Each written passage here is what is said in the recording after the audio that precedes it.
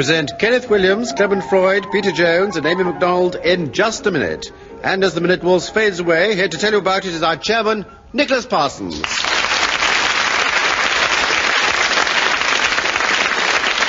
Thank you. Thank you very much indeed. Hello and welcome to Just a Minute. And we do hope that you all had a lovely Christmas. And you're going to have a wonderful new year. And we've got 4 wonderful players of Just a Minute here who, full of turkey, I can see it. It's coming out of Kenneth Williams' ear holes, it's dribbling down Clement Freud's chin, and it's sprouting out of Peter Jones's, and Aimi MacDonald is looking as slim as ever. I'm going to ask them all to speak, if they can, for just a minute on some unlikely subject, or it might even be a topical one, without hesitation, without repetition, and without deviating from the subject on the card. And we're going to begin this show with Peter Jones. Peter, Silent Night. Can you talk on that for 60 seconds, starting now? Well, it wasn't very, because there was so much noise. Children running upstairs and people trampling round in the bedrooms and in the... Aimi MacDonald is challenged. Why? Deviation, because he's talking about a noisy night.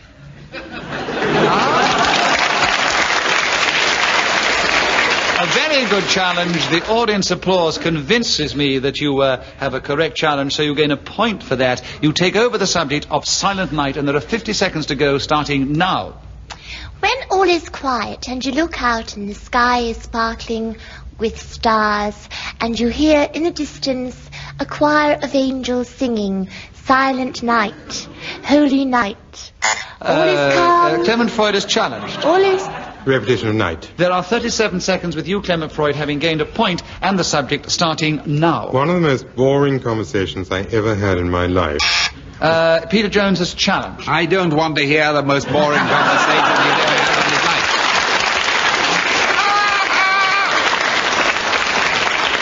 Unfortunately, if you're in just a minute and wish to talk about the most boring conversation you've ever had in your life, we are forced to listen to it, because as long as he doesn't deviate from the subject on the card, he gets a point for a wrong challenge and keeps going with 33 seconds left, starting now. Was with a deaf and dumb Scottish baronet called Sir Hamish McConaughey. Good morning, I said, and there was no reply whatsoever, which surprised me at the time because I was unaware of his physical debility. But over the years we became tremendous friends, and I must say he was the most silent night that has ever been my misfortune. Aimi MacDonald has challenged you. Aimi, what is your challenge? Deviation, he's not talking about that sort of night. You believe that there wasn't such a night? You don't believe that he ever had this boring conversation?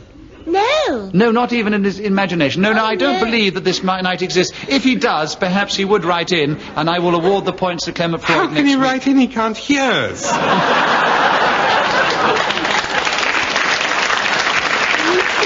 That's why I knew I was safe, Clement, in giving Aimi MacDonald a point and the subject with only 10.5 seconds to go. Aimi, Silent Night, starting now.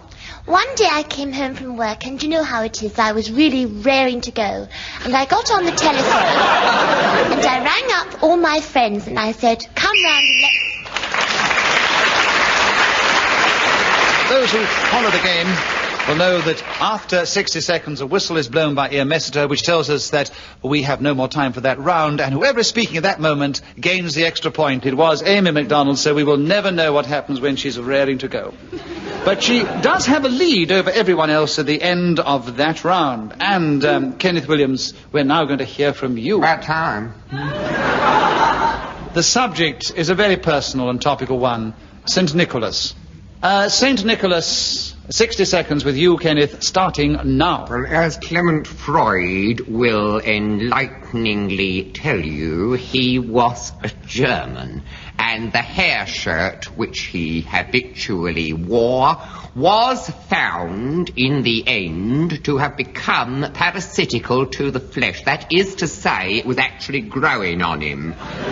Ooh, they cried. What an offensive odour. Get it off, Nick.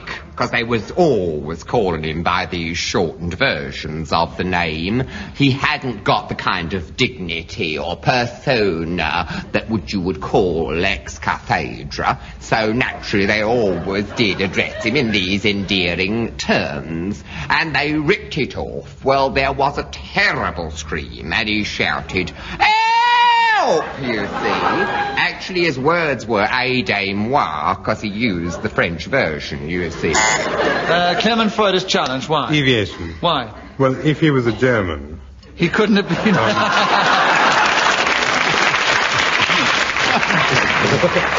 Actually, he wouldn't have said aidez-moi. But he could have said, even if he was a German, he still could have said aidez-moi. Actually, early on, he said, "Get it off, Nick," which was English, wasn't it? Yeah. So he's been using more than one language. Clement, you have a point. 4 seconds, St. Nicholas, starting now. Hagiographers all over the world will tell you... Kenneth Williams is challenged. What's this blinding us all with science, hagiographers?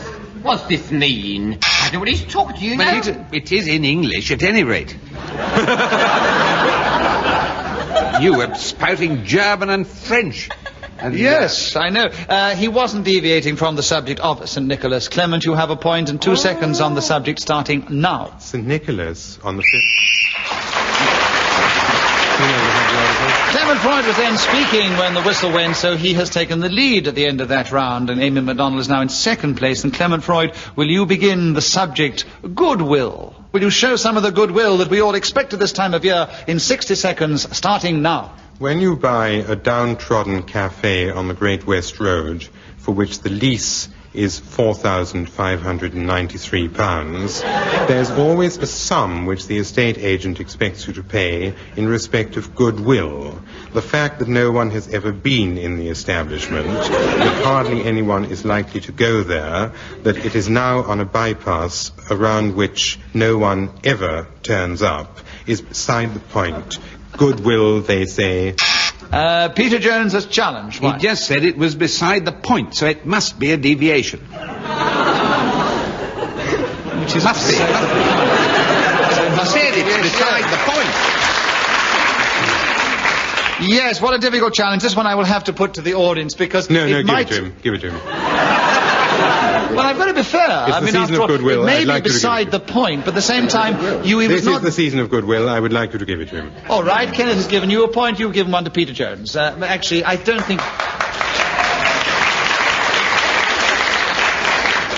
think you've altogether given it to him because I think it was a very, very good challenge. There are 30 seconds, Peter. Goodwill starting now. I always think of my son, whose name is William, and we call him Will. I don't know whether he's good or not. Probably he isn't.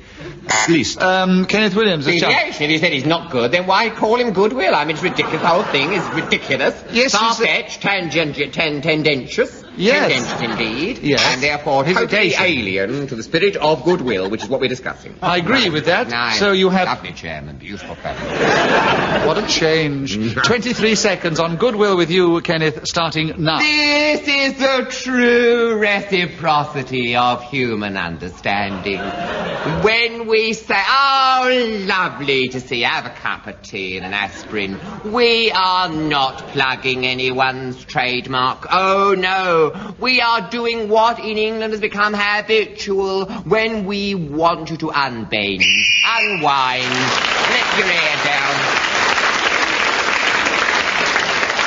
Kenneth Williams was then speaking when the whistle went, so he gained the extra point and he moved forward into third place ahead of Peter Jones, Aimi in second, Clement leading, and Aimi MacDonald, your turn to begin. And the subject, how I boiled my Christmas pudding. Would you talk about your Christmas pudding and how you boiled it for 60 seconds, starting now? I got all my ingredients and I placed them on top of the working top. And then I made sure my hands were clean and kneaded them all together in what is commonly known as a basin. I added a few spices and herbs, etc. And then I moulded the whole... Clement challenge. Oh. What's your challenge, Clement? Deviation, you can't put herbs into a Christmas Kenneth, Clement, of course you probably don't put herbs in, but it's perfectly possible to put them in, and Aimi MacDonald obviously isn't Not such a good... herbs. Not herbs. Amy MacDonald is not such a good cook as you are, and if she puts herbs in her Christmas pudding, I just hope she doesn't ask me round to have some of it. But she wasn't deviating from the subject, so how I boiled my Christmas pudding, Amy. 40 seconds to go. I forgot that Clement was a cook, actually. You shouldn't have given me that one, you see. Why? Well, he obviously knows more about it than I do. I know, but then he challenged you, and you got the point, so I wouldn't worry. 40 seconds still with you, Amy, starting now. When I've got it all in the bowl, I mould it into a great round lump. Then I get another basin, a tin one. Clement Freud has challenged. Basin, yes. The repetitive basin. Oh, yes, what a pity. I want to know what you did with all this. Remind me not to accept that invitation round your cooking, will you, Amy? Right, 30 seconds with you now, Clement, on how I boiled my Christmas pudding, starting now. There's a woman in Stratford St. Mary who boiled her Christmas pudding and became blind. I wish to know nothing of that, because the way I boil my Christmas pudding is the only authentic way. You get... Peter Jones. Repetition of way. So the way I do it is the only way. That's right, yes. Apart from being rather an arrogant remark, I thought...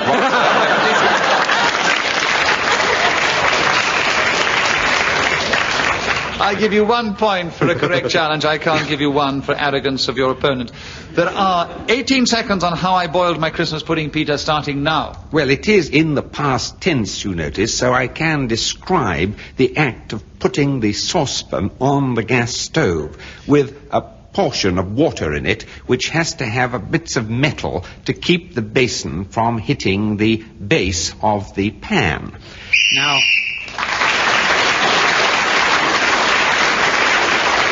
Peter Jones was then speaking when the whistle went. He's now moved into third place. And, Peter, it's also your turn to begin. What I got for Christmas. Can you tell us what you received for Christmas in 60 seconds, starting now? Well, it was something that I've been looking forward to getting for a very long time. And my wife and friends and relatives were all anxious for me to receive this gift. Now, it was supposed to be a surprise. And when I went to sleep on Christmas Eve, I had no idea that this was in store for me. Now, you understand that the relatives who journeyed from all corners of these islands to our house for this occasion were also in the dark, because the parcel which contained it was under the stairs, and we kept it a secret because the unveiling ceremony, which was due to be held...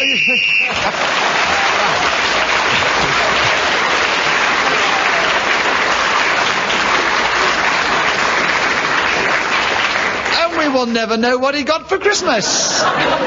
He never got as far as the unveiling ceremony. Never heard of unwrapping a parcel referred to as an unveiling ceremony. If you keep going without being interrupted for 60 seconds, you gain a bonus point, which is just what Peter Jones has done, and the first person to do it for a number of weeks. Congratulations, Peter. You have moved forward again, but you are still 1 point behind our leader, who is still Clement Freud.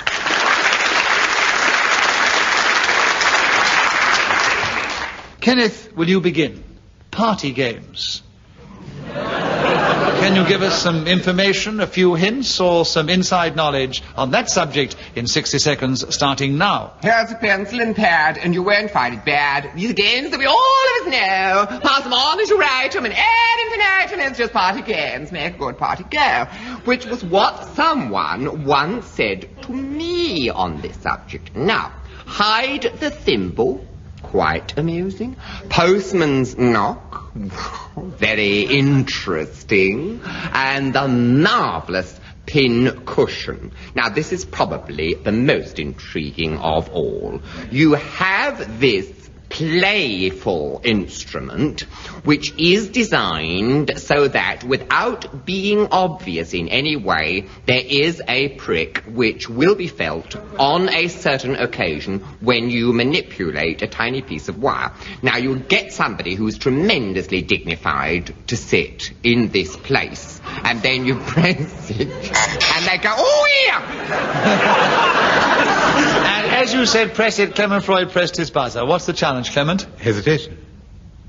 He started giggling. 5, and the audience say no as well. 5 seconds still with you, Kenneth, on party games starting now. Well, he's put me off terrible. Clement Freud is I challenged. just feel awful.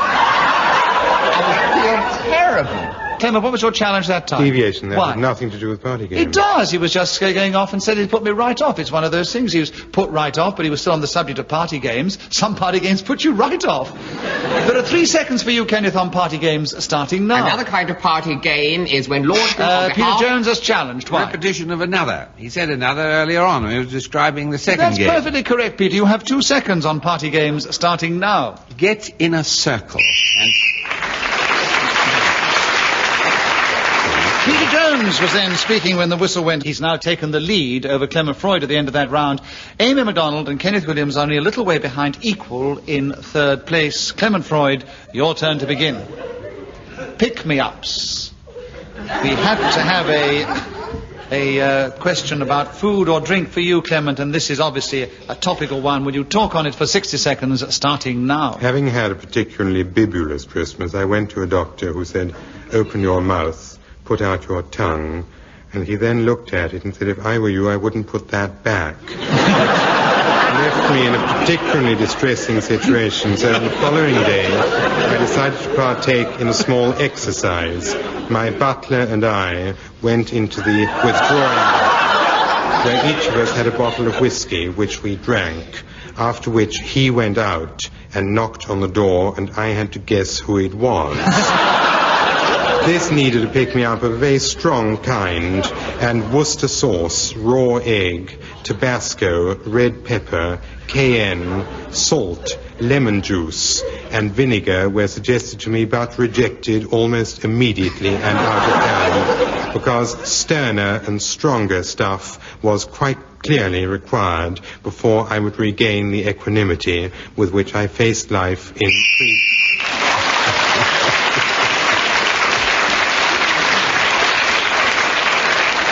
It is not often that we have 2 clear rounds in one particular game of just a minute, and Clement Freud has now achieved it. He gets the extra point for speaking when the whistle went. Aimi MacDonald, we come to you now, still on the same Christmas thoughts, taking down my decorations. Would you talk on that subject for 60 seconds starting now? It's very sad, really, to have to take down your decorations, but of course very necessary. First of all, you need one ladder. You get on the ladder and... And Clement Freud is challenged. Oh, I've done it again. Oh, no, you need one ladder and you get on the ladder.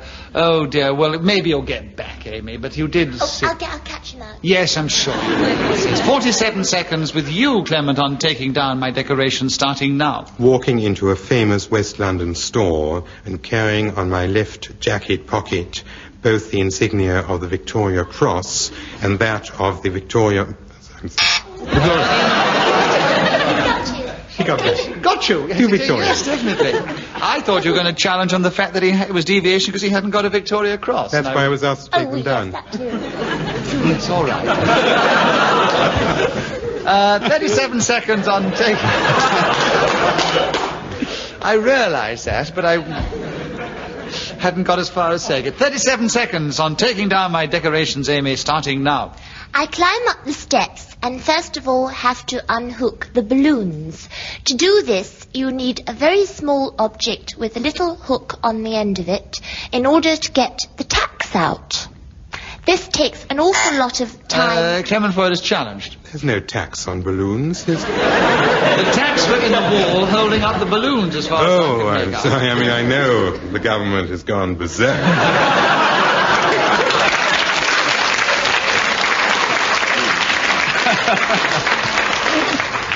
Oh, they're bad luck, Clement. Aimi, you have a point and you have 22 seconds for taking down my decoration starting now. This involves a great deal of trouble, and you have to do it properly, otherwise you leave great holes in the wall. Then you have to take the other bits of decorations, which are all over the place, and you really can't be bothered. It's the last thing you want to do, it really is. And they're all over the place. You've challenged. Hesitation. Oh, yes. I'm afraid it was. The last thing you want to do, it really is. And having said it really is... I was only breathing. Honestly, I was getting quite a flow. And it was going to be beautiful. It was. We loved the pause. It was beautiful, but I'm afraid you mustn't do it quite so long in just a minute. So I agree with Kenneth's challenge. He has 4 seconds on taking down my decorations, starting now. Don't cause me any trouble at all. I leap into the air, grab them, and rip them all off. Kenneth Williams is then speaking when the whistle went. He's got an extra point. It's still very, very close. Kenneth, will you begin? Where I put my Christmas cards. Will you tell us something about it in 60 seconds, starting now? Here's your Christmas greeting like a clarion call. If you do not like it, stick it on the wall. Once written on something sent to me. I actually did obey this injunction, and on the aforesaid place it was put. So, when later on the sender of this quite impudent message called, he did witness the act. I said, "Isn't it lovely there? It seems to suit the decor," because it was black and white. He said, "Yes, do you know it's after Beardsley?" I said, "Really? Is it? What's it actually depict?" He said, "The woman's with this little dog." I said, "Is it really a dog?" Oh. No, Clement Freud challenge. Repetition. Of what? Dog. Yes, and there was a lot I didn't actually say the word dog. No, but you did say he said a number of times, and I let you get away with it, Kenneth. There are 6 seconds for where I put my Christmas cards, Clement, starting now. Whenever I get a Christmas card, I add my name to the bottom and send it to the next man who sent me a similar Christmas card.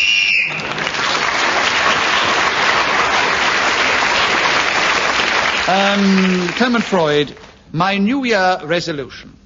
Now, as New Year is not very far away, we would love to hear, I hope we hear from all of them in this round, because I do want to know what some of their New Year resolutions are going to be. We start with you, Clement, 60 seconds, starting now. My New Year resolution is to stop drinking, smoke no more, and give up women, because then I would live longer. But it was explained to me that it would only seem to be that much. So now my New Year's resolution is entirely different. I'm going to take upon me a great quantity of gold and silver and scatter it among the marketplaces of the cathedral cities of England, wishing... Kenneth Williams has a chance. Oh, good. Yes. Kenneth, we have 30 seconds on my New Year resolution, starting now. My New Year resolution is genuinely going to be to try to remove from my personality any malignance or wickedness. Clement Freud is challenged. Why? Deviation. There is no malignance or wickedness.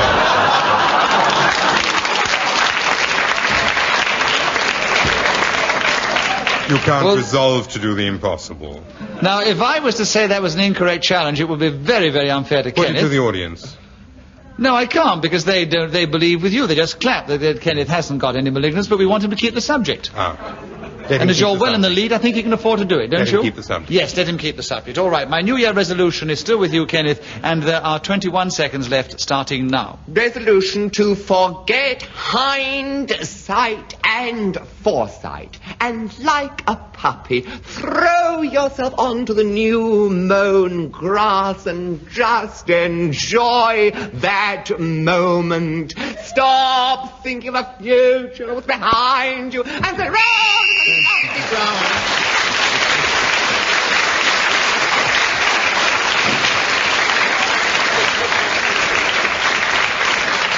Well, Kenneth Williams was then speaking when the whistle went, and speaking to good effect, so he gained a point which the audience applauded. By the way, just very briefly, Aimi and Peter, have you got a New Year resolution you'd like to pass on? No. All right.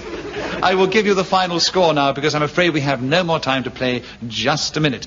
Aimi MacDonald this time finished in 4th place. She was just 2 points behind Peter Jones, who was in 3rd place. He was 2 points behind Kenneth Williams, who was in 2nd place, who was 2 points behind this week's winner, Clement Freud.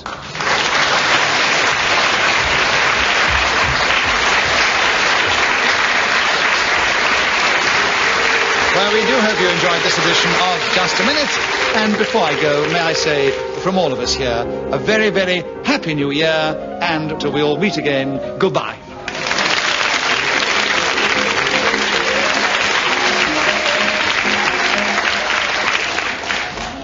The chairman of Just a Minute was Nicholas Parsons. The programme was devised by Ian Messiter and produced by David Hatch.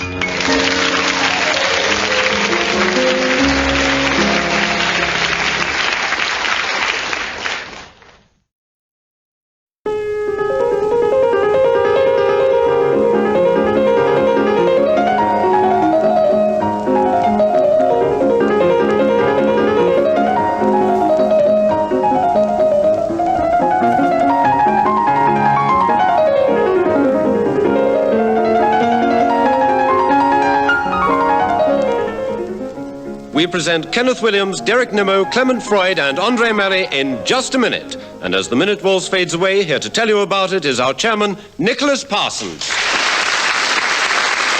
Thank you. Thank you very much indeed. Hello and welcome to Just a Minute. And as you just heard, once again we have four most exciting and experienced players of the game. So let me right away ask them all in turn if they can speak for just 1 minute on some unlikely subject without hesitation, without repetition, without deviating from the subject which is on the card. And we'll begin the show this week with Clement Freud. And Clement, the subject that Ian has thought of is fan mail. Can you talk about that for 60 seconds starting now? Fan mail is rather like chain mail. Kenneth Williams. Hesitation. Yes, right away, I agree, it was a definite hesitation. Rather keen and rather sharp right at the beginning of the show, but it was a hesitation. Kenneth, a correct challenge, so you gain a point and you take over the subject, and there are 56 seconds left. Fan mail starting now. Mine is never ending. It's like some great stream through the letterbox and includes extraordinary items. I've had lots of air. I've even had a bit of cake sent to me. Someone said we'd like you to be in on the celebrations we enjoyed so much, as you have given us so much pleasure. Andree Melly challenged. A repetition of two, lots of so much. There was so much and so much and so much pleasure and so much cake and so much frivolity. Andree, I agree with that challenge, so you gain a point and, of course, the subject, and there are 35 seconds left on fan mail starting now. The fan mail I've received has mostly been from women, which is somehow a little bit disappointing. I occasionally get a lonely soldier who writes a very long, nice letter. Clement Freud is challenged. Why? Hesitation. Oh, I don't think so, no. No, I thought you were going to say something else. No, I don't think she hesitated, so I disagree with that challenge. So Andree gets a point for a wrong challenge, and there are 26 seconds on fan mail, Andree, starting now. They usually want a photograph, or at least that you'll reply and give them your autograph. It's an extraordinary thing to write a fan letter to somebody you don't know. I have done it 2 or 3 times to actresses that I thought were simply marvellous in particular parts they played, but they were people that I had met once or twice. I don't think...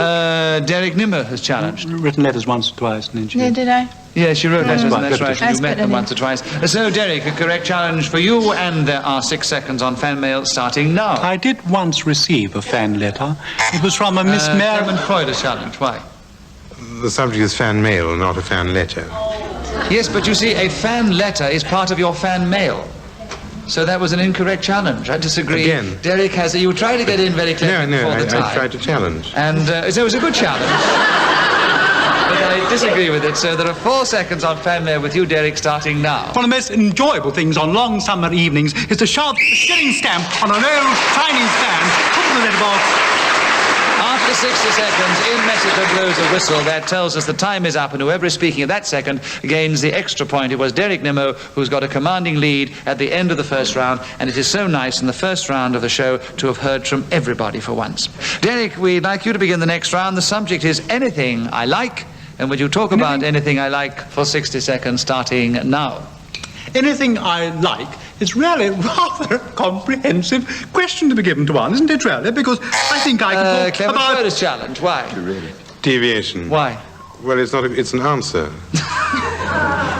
A comprehensive question to be given with one. Yes. You're asking me to speak about him, that's... surely. Yes, but you're quite... It's a clever challenge. Is it? Anything I like. It's remotely clever. I mean, it's rather boring. It's rather dreary, like most of his challenges, actually. A comprehensive question, deviation. It is not a question. It is a statement. It could be an answer, as Clement said. Clement, I agree with that challenge. So you have 53 seconds on anything I like, starting now. Of all the things I like, and the subject anything I like is surely permitted to embrace this, Derek Nimmo is probably my favorite thing. I was going to say I prefer him to cats, bicycles, and metronomes. Kenneth has a hesitation. You're going ridiculous. He's going as slow as you go sometimes, wasn't he? No, I'm always very fast on this game. People always say to me after that, I don't talk so quickly. It's quite incredible. Incredibly how you talk incredibly quickly. Definitely hesitation. Yes, definitely. He couldn't think of any more strange things with which to compare Derek Nimmo. I agree with the challenge, therefore, Kenneth. We're now going to hear from you on the subject of anything I like, and there are 33 seconds left, starting now. Anything I like is characterized by the fact that it will, of course, be of impeccable taste. Everybody says, what nice things you have, and nice things you wear. And Derek Nimmo has challenged. Repetition of nice things. Yes. Ah, but I meant nice first time pleasant and a nice second time precise. What about you mean for things? Eh? You said things twice as well. Oh, things, yes. Oh, well. I have to say, I think you're being very pedantic. I don't think he is. You're being very repetitious. No, I agree with it, Charlie. I will give you the first challenge, which is the one I'm supposed to accept, which was nice. And there are 20 seconds left for you, Derek, on anything I like, starting now. I once saw a rather strange monk wandering through a field, and I thought to myself, this is what I would like to be. I would like to be... Clement Freud has challenged. Repetition of I would like to be. I would like to be. That phrase That's right. repeated. Very well listened, I think. Not very sportingly given away that day. All right, there are 8 seconds on anything I like, starting now. A fish finger on a summer's afternoon. Sitting in the cricket pavilion. Kenneth Williams has challenged. Why? A fish finger on a summer afternoon can't sit anywhere. He said a fish finger on a summer afternoon sitting in the cricket pavilion. What a load of rubbish. Couldn't sit or stand, poor thing. You're got quite no animation right, actually, in it, is it? I did think he was going on to say that it wasn't the fish finger that was sitting in a pavilion, but an eye, and he was going on like that. But get out of it. Don't try that. I'm sure that's what he was going to say. Yes. But as it was such a lovely challenge, I think we'll give you the benefit of the doubt, because we love to hear from you. And Clement, for once, is in 4th place, which has never happened before. So we'll be a little tough here on Clement, because I think he was going on with something else. Give you the subject with 2 seconds to go on anything I like, starting now. Anything I like has got to be... Kenneth struck a chord there which brought applause from the audience, not only for the thought, but also the fact he was speaking when the whistle went. And, Kenneth Williams, your turn to begin. Forget-me-nots.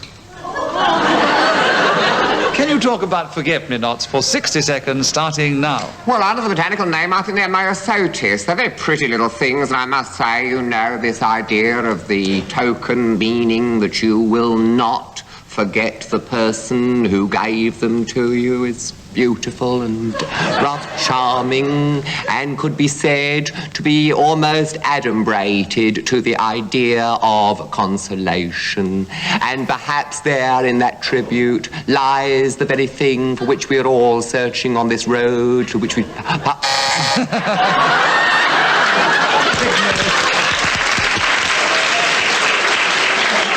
Oh, what is your hesitation, I'm afraid? Yeah, I'm not surprised after all that. Hesitation to dry up. So anyway, he searched down his road and got lost. Derek, I agree with your challenge, and there are 28 seconds on forget-me-nots, starting now. The bowline, the reef, and the clove hitch are some of the knots that I would most like to forget. Kenneth Williams. The subject forget-me-nots is hyphenated, so we can't have knots. Well, actually, Kenneth, we do, I think we have established in the past that you take what you hear, not... No, forget-me-nots are flowers. You can't talk about reef knots and sheep knots. No, it's what you hear. Otherwise we'd all gone about our granny, couldn't we? Or about sheep flowers. Well, that's exactly what Derek is doing. How is your knots on the card spelt? Doesn't matter, it's how it sounds. Is it? Otherwise, you'd have the subject in front of you and study it for ages before we started. And then you would not forget me not, would you? 22 seconds on forget me nots, Derek, starting now. When I was a Boy Scout, I was always particularly prepared, and I always gave to my cup. Andree Melly has challenged. Repetition 2 always. I'm not going to be intimidated. If there were 2 always, you may have it, because that's a correct challenge. You have 11 seconds on forget-me-nots, starting now. A hazy blue. How beautiful they look in an English garden, with the dew on them in the early morning and the sun rising in the sky. This is something especially... Derek Nimmo has challenged. Why? Repetition. She's using my dialogue. I always do the bit about early mornings and the dew and things. She doesn't do that. I know, but she's perfectly limited to repetition. Well, she is, but you can't, as long as you don't repeat what you said yourself, you can repeat what everybody else has said. I disagree with that challenge, Derek, so Andree has another point, and the 3 seconds on forget-me-nots, Andree, starting now. If you cut this particular flower, it doesn't last very long. So, Andree Melly gained quite a few points in that round. She has moved into 2nd place behind Derek Nimmo. Ken is still in 3rd place, and Clement is still in 4th place. And Clement, it is your turn to begin. Women's beauty parlours. Why Messert thought of that subject for you to start with, I don't know. But would you talk to us about it for 60 seconds, starting now? Ammon's Duty Palace is a place which I like to go to very much because of all the towns in the Middle East, that is probably my favorite one, and the palace contained therein has relics and memorabilia of which I've written to my people and said, here is where you ought to spend your next evening. Derek Nimmo was challenged. Hesitation. They was just grinding to a complete stop.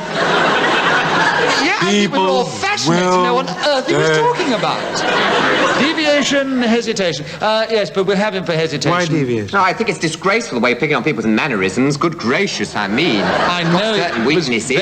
He's not a person that talks very quickly anyway. But to seize on people's weaknesses like that, it's most unchivalrous of you, Nimmo. Horrid. I think it was quite wrong of him to try and do it the same way that you do it. Horrid, really horrid. I should apologise immediately. No, hesitation, I agree, Derek. And you have the subject now with 32 seconds on women's beauty parlours, starting now. I went to a woman's beauty parlour in Hong Kong. It was quite an extraordinary experience. The lady in charge elected to give me a massage, which I had not requested. Kenneth Williams has challenged. The subject is ladies' beauty parlour. You wouldn't get a massage in a ladies' beauty parlour. You obviously went to another kind of beauty parlour, so I think you're deviating from the yes, subject. You can have a facial massage. No, the subject is woman's beauty parlour. Yes, and in a woman's beauty parlour you can have a facial massage. No, I didn't. I said I went into a woman's beauty parlour. And he had a massage. It could be a facial massage. You could give a massage beauty parlour would give him a massage. Now then, come on. Why not? I'm not going to suggest it's because of... No, I mean, you can have a massage. You can go to a woman's beauty parlour and have your hair cut by a female hairdresser, and they might massage your scalp at the same time. Does that satisfy you? Well, if you go about to women's beauty parlours having yourself massaged... Derek and I go together, usually in Hong Kong. Derek, I disagree with the challenge, so you have another point, and there are 23 seconds left on women's beauty parlours, starting now. If you have a spare afternoon, go down the Brompton Road in London, in England, and Andree Melly has challenged. I hesitate. Yes, I agree. Yes, he couldn't think where he was in England. He's been away for so long. Andree, you have the subject now of women's beauty parlours with 17 seconds left, starting now. They're usually decorated in a kind of pale pink or soft lilac. The people there have a particular attitude towards you. Derek Nimmo has challenged. Funny words, particular. Deviation. Deviation on what? She said particular. Do you know she did? Well, she was spitting and then saying particular. Anyway, it is very difficult when the words don't come out just pat like that, but I suppose it is deviation. Derek, you have the subject and 9 seconds on women's beauty parlours starting now. The curious thing about women's beauty parlours is that they're mainly enhanced. I've lost the word again. Hesitation. After that word, I'm not surprised. I don't know what I'm talking about. Absolute rubbish. I'm so sorry. Give a woman's beauty parlour in Ponst somewhere, really. Embarrassing. Some of the places you've been to abroad, I keep quiet about, Derek. Clement, I agree with the challenge. You have 4 seconds on women's beauty parlours starting now. If you walk down Oxford Street, you find more women's beauty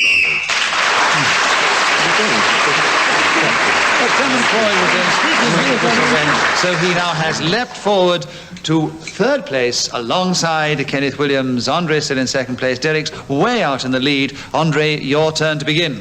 Enjoying myself. Can you talk on that subject for 60 seconds, starting now? I can enjoy myself up a mountain, down fairly low in the bottom of the sea, or in a very hot bath. That's one of the really nice places with lots of expensive soap and... Kenneth Williams. Hesitation. Yes, she got in that bath with the soap and it all went. She enjoyed herself too much and she dried up. There are 46 seconds on enjoying myself, Kenneth, starting now. Enjoying myself is always accompanied by terrible feelings of guilt because one realizes that this very activity is, of course, indulgent. And the Christian ethic tells us that this is sinful. Well, of course, again and again. Clement Freud is challenged. Repetition. What? Of course, again and again. You pick. All right. I give it to you, Clement, and you have 31 seconds on enjoying myself, starting now. I had a Latin master who said that enjoying yourself was an evil. On no account, he said, must... Kenneth Williams... Two he said. Yes, I'm afraid so.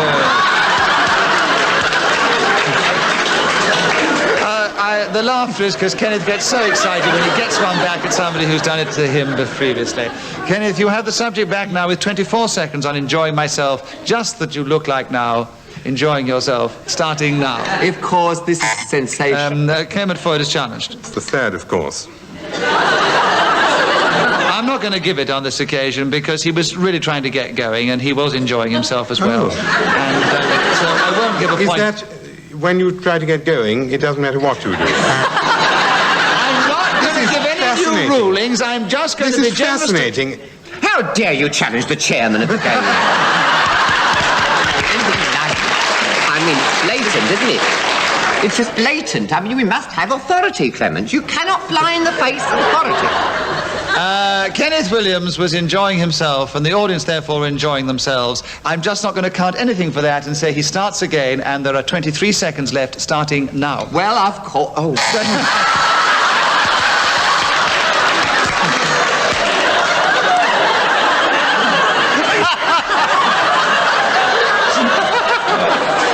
We've already established this. Hey, what it does, it inhibits people, you see. What he's done. Yes.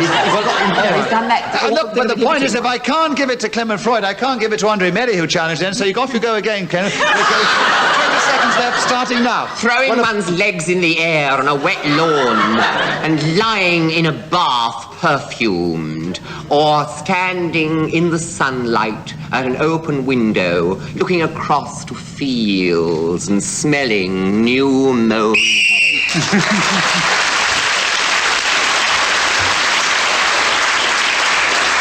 So Kenneth really enjoyed himself, and we all did, and so he really, with everybody else's help, leapt forward there. Kenneth, it's your turn to begin, and the subject that Ian has selected for you is Tutankhamun, or as a lot of people pronounce it now, Tutankhamun.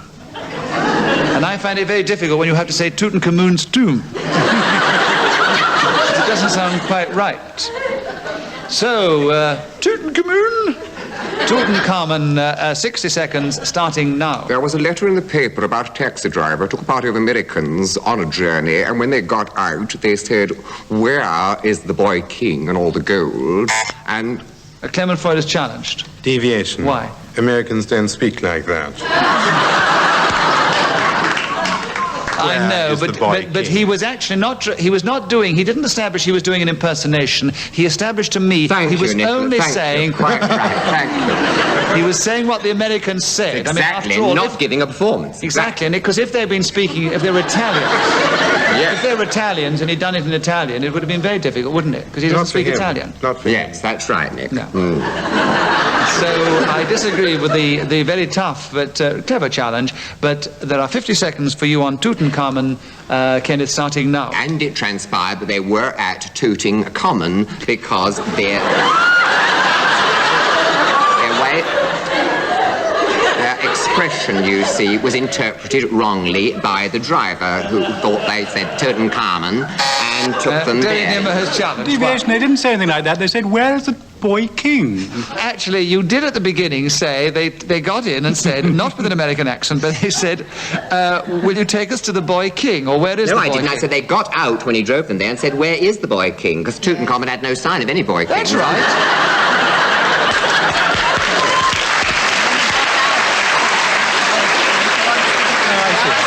You're quite right. You did say that, Kenneth. It comes back to me now. So therefore, you never established that they got in and said, take us to Tutankhamun. Yeah. So there we are. Derek, I give the benefit of the doubt to him. Right, yes. Kenneth, you have the subject still, and there are 34 seconds left on Tutankhamun, starting now. Well, now let us revert to the more academic. Tutankhamun, of course, means living image of Amun, who in the Egyptian mythology is the king of all the gods. Derek Nimmo has Tradition of king. This time I agree with Derek's challenge. He gains a point, and there are 23 seconds on Tutankhamun, starting now. The story of Tutankhamun is really rather a sad one, I think.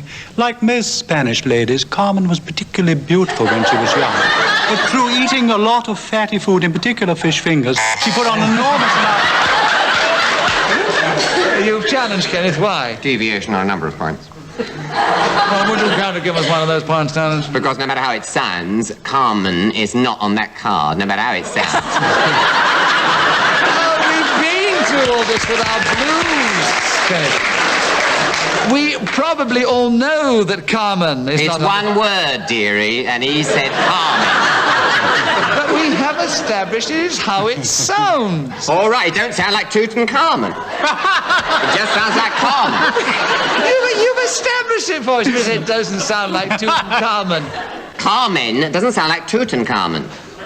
Well, Carmen sounds like Carmen. If it did, one would be continually mixed up between the opera and this boy king in Egypt, and everyone would wonder what they were watching. Which is exactly what Derek has very cleverly or artfully, whichever way you look at it, done for us. So you can't challenge on that, because if he wants to take the sounding to mean Tutankhamun, and they're all tooting at All right, Carmen. well, what's the tooting got to do with it, then? Well, they were tooting at old Carmen because she was blowing a few raspberries to the audience or something. Now, Derek has a point, because I disagree with the challenge, and there are 11 seconds on Tutankhamun or Tutankhamun, starting now. Actually, of course, as she came from Spain, it would be more accurate to give her weight in kilos. Clement Freud is challenged.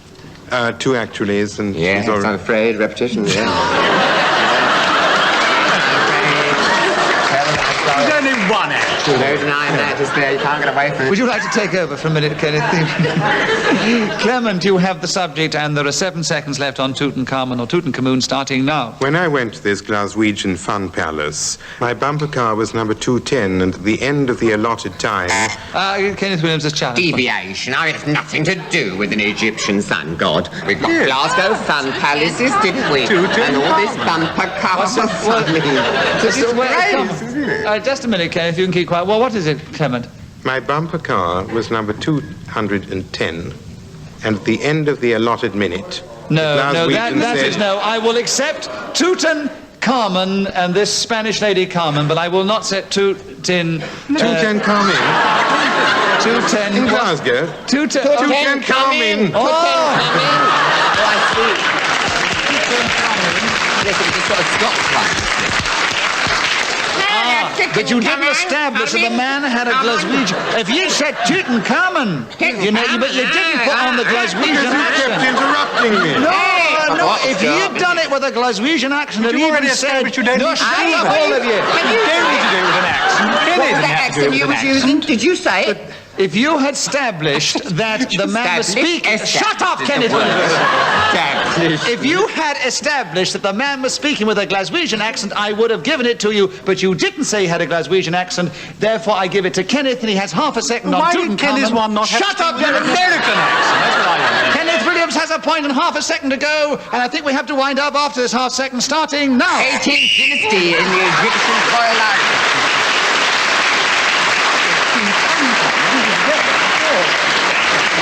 Ladies and gentlemen, I think there's only one thing to do, and that now is to wind up. At the end of this particular edition of Just a Minute, it was a very strange situation. Clement Freud, for once, and I can't remember it happening before, did finish up in 4th place. But he was only 1 point... Derek Nimmo led the applause then. He was only 1 point behind Andree Melly, who was 4 points behind Kenneth Williams, but none of them managed to overtake Derek Nimmo, who is once again this week's winner! We do hope you've enjoyed this edition of Just a Minute, and will want to tune in again next time. Until then, from all of us here, goodbye.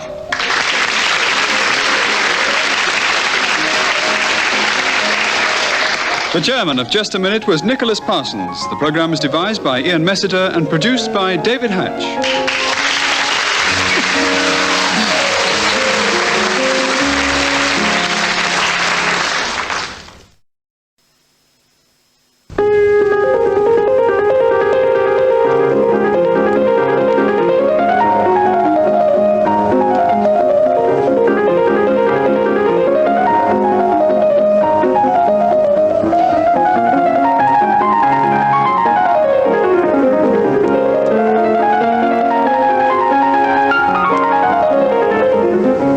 Present Kenneth Williams, Clement Freud, Peter Jones and Sheila Hancock in Just a Minute. And as the minute waltz fades away, here to tell you about it is our chairman, Nicholas Parsons. Thank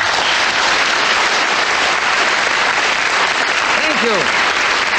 Thank you very much indeed. Hello and welcome to Just a Minute. And we're delighted this week to welcome back Sheila Hancock to fill the 4th chair and play against our 3 regular male contestants in the game.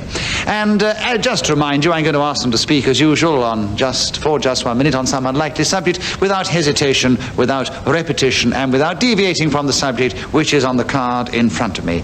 And let us begin the show this week with Clement Freud. Clement, will you talk about what I stand for? Would you talk on that for 60 seconds, starting now? On this program, I stand for almost anything, but I suppose this subject is meant to mean what I stood for earlier on. When I joined the Scouts, it was honor, loyalty, duty, brotherly, courteous, kind, obedient, smiling, thrifty, clean in thought, word, and mind, after which I joined the army and was asked to kill people, which I stood for because I was told to. I was wearing the Queen's uniform, or possibly the King's. It didn't fit at all well. They said there was a deposit on it, but it would brush off. Peter Jones's challenge. A deviation. He's talking about a deposit brushing off, and it's nothing to do with what he stood for, unless he lost his deposit. Well, actually, Peter, if you'd said hesitation, I thought, having made his little joke, he paused and he hesitated, but I'm afraid I would disagree. I still think he was on the subject of what I stand for. He'd well established that. Yes. From the Boy Scouts into the Army, and his deposit was just a little throwaway, incidentally. Well, that's what I mean. It was a throwaway, incidentally. You're admitting it. It was a deviation. If it was incidental and thrown away, it ought to have been thrown much further. It wasn't thrown far enough for me to agree with deviation, so Clement has a point. And there are 22 seconds on what I stand for, Clement, starting now. What I now stand for is being forced to drink inferior wine at tastings all over the country, and in particular in Wales. I also stand for yellow-coated policewomen racing up and giving me tickets to which I'm not...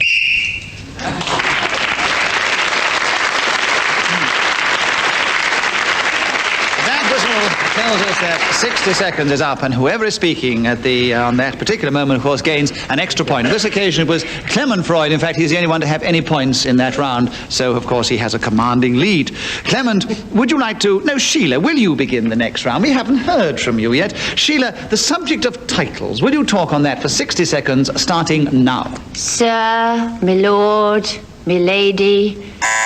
Kenneth Williams has Well, she's challenged. going so slow, it's ridiculous. My lord, I mean, anyone go on like that for hours. Do you know, it reminded me... She's just slowing the whole game down and trying to get points by spinning out the twist. Do you know... Now she's crying. She's trying to get sympathy. It's a disgrace. Well, actually, I quite agree, Ken. I quite agree. Do you know, it reminded me of somebody else who does exactly the same thing. Really? Yes, you. Oh. So as you were the one who challenged, I don't think I will give her the point against her, but say that was a wrong challenge, so Sheila has a point, and she has 56 seconds to continue on titles starting now. Vicomte, Hamlet, Once Upon a Time, When We Were Six, The Alleluia Chorus, Just a Minute, Petticoat Line. Just Peter getting Jones slower was and challenged. slower. I mean, it's ludicrous. But Peter Jones was the one whose challenge came in first, because his light came on. I was in first. Yeah, Peter Jones's light came on, and I take the lights, because whoever presses first... The halo around his head, he will in a minute. Peter, nice to hear from you. What's your challenge? Well, I thought she was virgin on the hesitation. Virgin on it, virgin. And it ground to a halt, couldn't she? Well, as I decided I don't know why they have women on this show. As I decided when Kenneth challenged that she wasn't virgin... I'm not going to even utter anymore if you're going to insult me like that. Oh, I know you're not. And I will not on this occasion give it against you and say that you have another point. The subject is titles, and you have 44 and a half seconds starting now. Well, I shouldn't think anybody on this team will be ever awarded a title. You can have titles... Clement Freud is challenged. Deviation. Why? We all have titles like Mr. Well, that's not a title, is it? Yeah, it is really. As much as Sir, it's a form. It is actually. Yes, he's quite correct. Very good challenge. Yes, a very good challenge, which deserves a point, and therefore he takes over the subject. She blew a raspberry. I mean, I heard it from here. But she was sufficiently far away from the spray from the raspberry not to have landed. I do think it's a mistake to have women on this show. This chorus is being taken up all round. When we all... Well, I'm not taking it up. I'd like more of them. I think it's delightful. You're after. Well, you're lucky. You have the women on your side of the hall, or the theatre, actually, Peter. They don't. I'll go home if I'm not wanted. Oh, you are, darling. As long as I Don't get be paid. silly. You're loved. I've got a warm place for you anytime. Right. I don't wish to know that. Right, we'll keep all our warm places to ourselves and get on with Just a Minute. And Clement Freud, you had a correct challenge, so you have a point, and you have 38 seconds on titles starting now. When you go into a public library, they're very keen on titles. First of all, they ask whether you want fiction or non-fiction, and then... Peter Jones has challenged. He repeated fiction. You did repeat the word fiction, so Peter Jones has a correct challenge and a point, and he has 30 seconds on titles starting now. Titles are terribly important because they can influence people as to whether they are going to go to the theatre or not. And the same applies to the cinema. Now, authors spend a great deal of time thinking up rather catchy and attractive names to give their works because they know that this is often much more important than the drama itself. Now, you can think of something like Charlie's Aunt, for instance, or A Little Bit of Fluff, What the Butler Saw. What an excellent...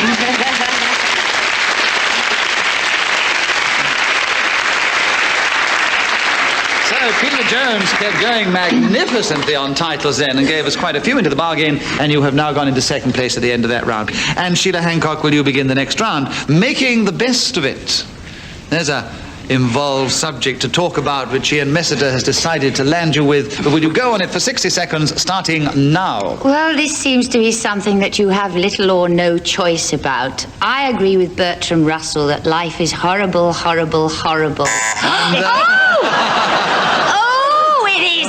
Oh, it is. Kenneth Williams got in. Yes. Repetition. I think Bertrand Russell loses a point. Yes, it's such a good quotation. I think she was just showing off anyway, all those posh names. Oh, you can talk with all that erudite rubbish that you give out with. Thank you. Contradiction in itself, that is erudite rubbish, isn't it? All right, Kenneth, so we're all delighted that you had the subject. Making the best of it now is with you, and there are 51 seconds starting now. Well, in the words of the greatest poet of our country, it consists in speaking the speech, I pray you, trippingly on the tongue, nor do not mouth it, as some of your players do. I would as lief the town crier spoke my lines, nor do not soar the air too much with your hands. No, it's two little words, isn't it? I do not, I was going to say, Well, but all right, it's a wrong challenge. He gets another point, and he keeps going, and he has crikey. 27 seconds on, making the best of it, starting now. Because, as Voltaire rightly remarks, you can only dig in your own bitter garden. Don't go poking your nose. Sheila Hancock did it. Voltaire didn't say dig in your own garden and don't poke your nose. Well, he didn't actually say those words. There's the sentiments, I mean. Yeah, but you didn't say that. You said Voltaire said dig in your own bitter garden. I believe a literal translation of Voltaire would not come to dig in your own bitter garden and poke your nose. No, quite. So I believe if you said his sentiments were that, then I would have agreed with you. So I have to give it to Sheila, and she has 19 seconds on making the best of it, starting now. I think the best thing to do is to make the most of every single second that you're alive, because you're never quite sure whether there's going to be any more. Also, as far as one's appearance is concerned, take the best thing about you and try and improve it so that people don't notice all the rotten things.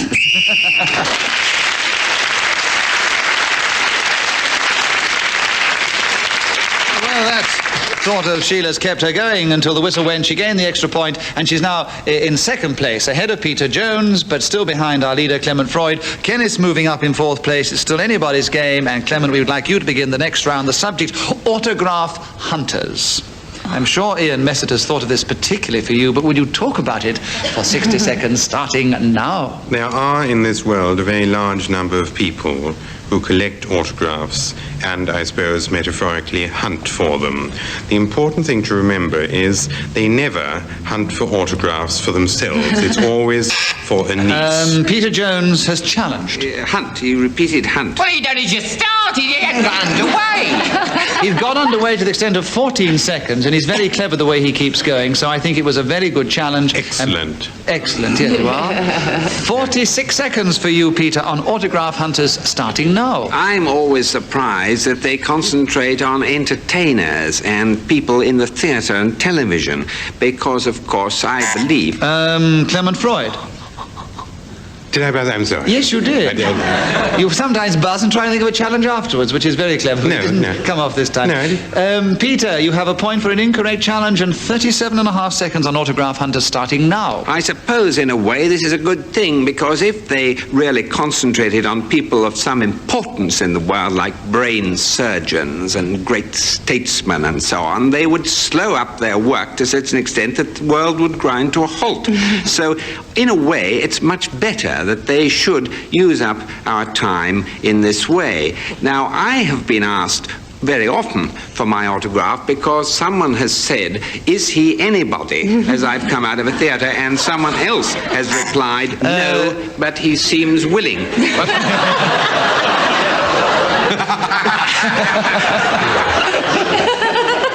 Oh, I'm glad we let you get the other bit in before we ask. Did I repeat something? Clement Freud has got a challenge. What Repetition of theatre. Yes, I'm afraid so. You did repeat yes. theatre. Yes, Clement, a correct challenge. 5 seconds now on autograph hunters, starting now. Or grandchildren, but never, ever for themselves, which is extraordinary.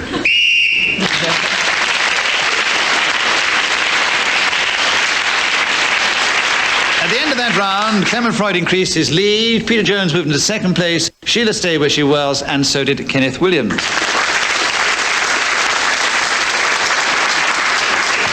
Peter Jones, will you begin the next round? Reports. Well, that went down very well with everybody concerned. Reports. Would you talk on reports for just 1 minute, starting now? Well, I think of big bangs and those things that one is given at school, one has to take home to one's parents, which say that one is... Kenneth Williams got in. I'm afraid, dreadful hesitation. It was appalling, embarrassing. I'm shocked that you had to buzz about it. Well, I mean, I ought to have given up, and if there'd been a sponge, I would have thrown it in there. They did let you get away with 3 1s, and if that isn't letting someone get underway, I don't know what is. Kenneth, you restrained yourself until the hesitation, which I agreed with. He's now wet his eyebrows, listeners, in order to get in the mood to talk to us on the subject of reports, with 49 seconds left, starting now. One of mine stated, quick to grasp the bones of a subject, slow to develop them. He will never get anywhere. Now, I'd like to see the master at the school wrote that down right now and bash his face in. He talked a load of rubbish. I mean, there I was. Of course, my potential wasn't exposed like an iceberg. Only a bit of me was showing. There was a load more to come out, you see. This Nick didn't understand, you see. All he could see... Sheila Hancock has challenged. He's going to hate me for this, but 2 UCs right on top of one another. Yeah, there were 3 C's, actually. Ah, yeah, well, that could be called idiosyncratic speech, you see. Well, are you allowed to repeat your idiosyncrasies? No. Your idiosyncratic Only if it's on the card.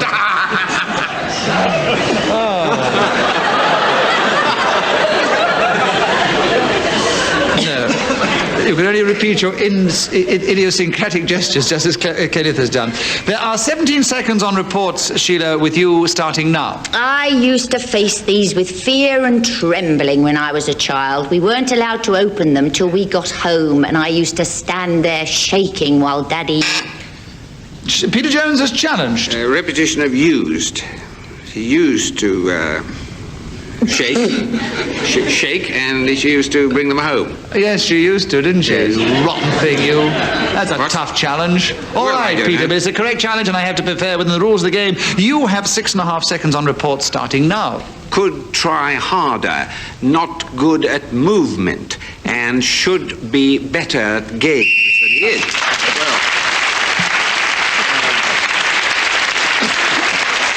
In spite of the 2 shoulds, they didn't interrupt you, Peter. You've now increased your position in second place. You're 1 point behind our leader, who is still Clement Freud, and Kenneth Williams. Will you begin the next round? Leg pulls. Would you talk on that one for 60 seconds, starting now? Well, one of the funniest things I always think about leg pulls was when Peter Cook said the man playing Long John Silver, come on, and the other bloke said, your left leg I like. I've nothing against that. Unfortunately, neither of you. Oh, yeah. Right load they've got in here tonight. One of the funniest lines, they didn't even get it. You see, to be really responsive to which you need... Kenneth, I'm so sorry to interrupt you, but Clement did challenge you. What about? Milking the audience, which I suppose would be hesitation. It would be hesitation, but he was doing us a service, wasn't he?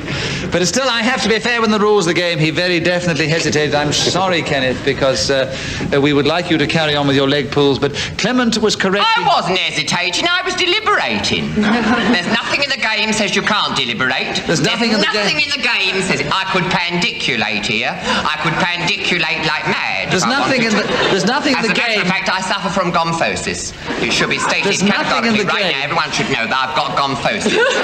Kenneth, there's nothing... There's no need you try and bluff your way through. You don't even know what gomphosis means even. Look at it. There's nothing in the game which doesn't... Gomphosis? There's nothing... Gomphosis is articulation through clenched teeth, dear.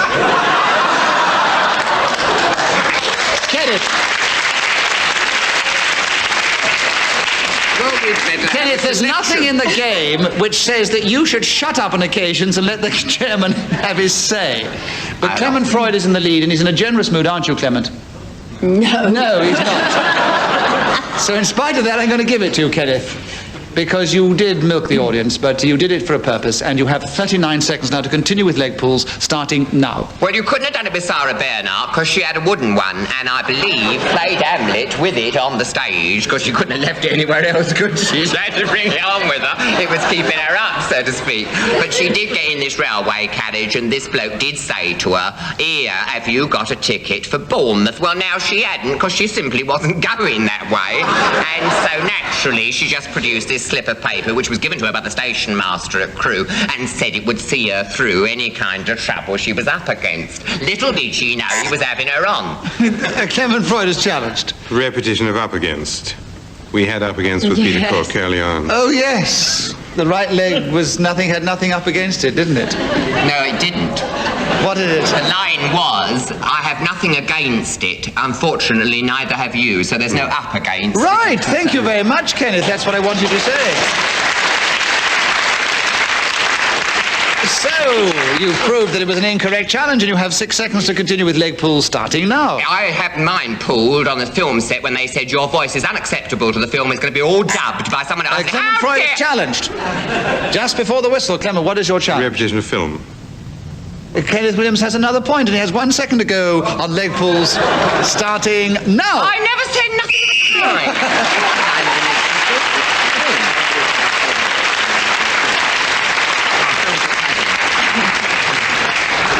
So we were a little bit generous to Kenneth then, but he gives us such good value. I don't understand why they didn't get that joke about Long John Silver, because he's got a wooden leg, and the just bloke Kenneth, said to him, your left leg I like. I've nothing against that. Unfortunately, neither of you. Kenneth, you didn't They don't get it, do they? Terribly funny, because he's got nothing against it. That's why he fell over. When you first read the script, you didn't get it either, because I was there. And then you said it was sick. They're insulting me. The next generation, Sheila Hancock, will you talk on that now for 60 seconds starting now? Well, I wouldn't be them for anything in the world. They have to face a cataclysmic decision, because I think really within the next 50 years we either go on or we destroy ourselves, what with pollution and bombs and... Kenneth Williams is challenged. Gosh, it's all very dreary, all this horrible prognostication of everyone being wiped out. It's horrible. I don't want to hear it. It's boring. So what's your challenge? Deviation. But she mustn't deviate from being lovely, and she was. Well, I love the idea and I love the thought, and I wish she wouldn't deviate from being lovely, but she did not deviate from the subject on the card of the next generation, so I have to give her another point and tell her that she can continue for 45 seconds with the next generation starting now. And violence and greed. However, I do think we have a grain of hope, because on the whole I think they're a pretty nice bunch, and I think... Kenneth Williams is challenged. How can they be a pretty nice bunch if they're the next generation? How do you know? Well, they're little now, my little next girl. Generation. Yeah, you haven't seen. It's the next generation. How can they be a nice bunch? When you said next generation, you mean when they're grown up? And after all, the next generation after you is me. Is it?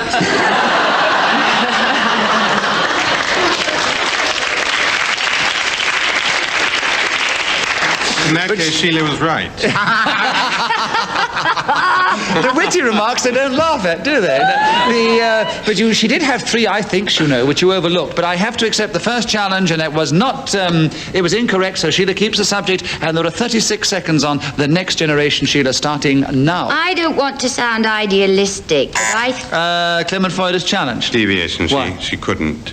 I think of all the people I know, Sheila could sound idealistic. So, Sheila, I have the wrong challenge, so you keep the subject, and there are 33 seconds on the next generation, starting now. I'm sure Kenneth will say I'm the wrong one to say this. Kenneth Williams is challenged. Deviation. The subject is the next generation, not Kenneth Williams. That's nothing to do with it. Do I look like the next generation? No! Do you? Next generation. You be quiet. I'll be over there. Kenneth, that's another wrong challenge, because after all, she only started by saying Kenneth Williams will something, and we never even heard what she said before you challenged. So there are 31 seconds with you, Sheila, now on the next generation, starting now. I think probably the first thing they've got to do. Clement Freud is challenged. That's the 5th, I think. Yes, that's right. I'm afraid I told you last time. How stupid of me. It's Clement. All these rotten interruptions. It's all the interruptions. Well, she did. She not only had interruptions, she had interactions as well. It was very embarrassing and very upsetting. Go on then, Clement. Let's hear what you've got to say. Yes, that's right. 29 seconds for you with the next generation, Clement, starting now. I think there's tremendous hope for the next generation. Kenneth Williams is he just picked her up for 3 I thinks, and he starts up with I think.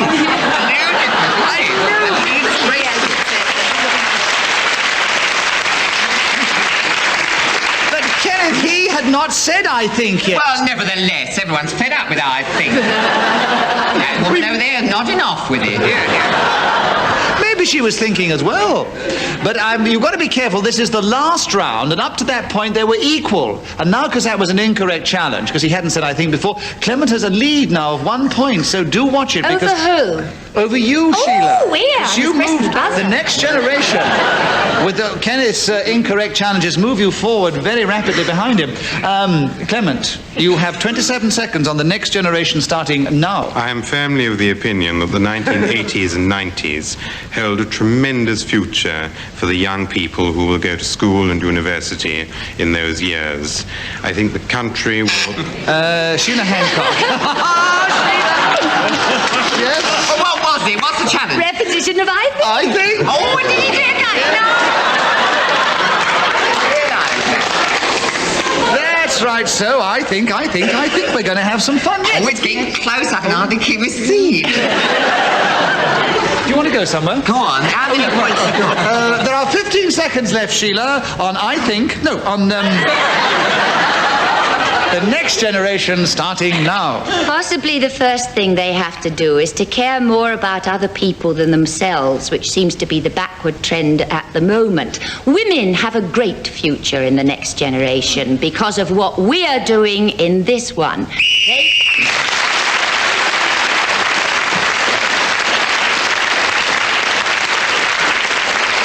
As I told you a moment ago, we were in the last round, and you now have probably guessed the final score. But let me give it to you in reverse order. Kenneth Williams was only just in fourth place behind Peter Jones, it was all very close. He was only just in third place behind Clement Freud, who was obviously only just in second place, because by 1 point, Sheila Hancock this week becomes our winner.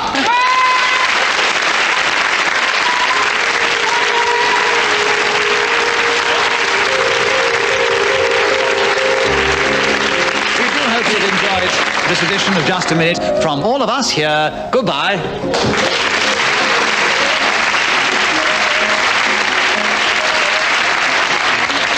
The chairman of Just a Minute was Nicholas Parsons. The programme was devised by Ian Messiter and produced by David Hatch.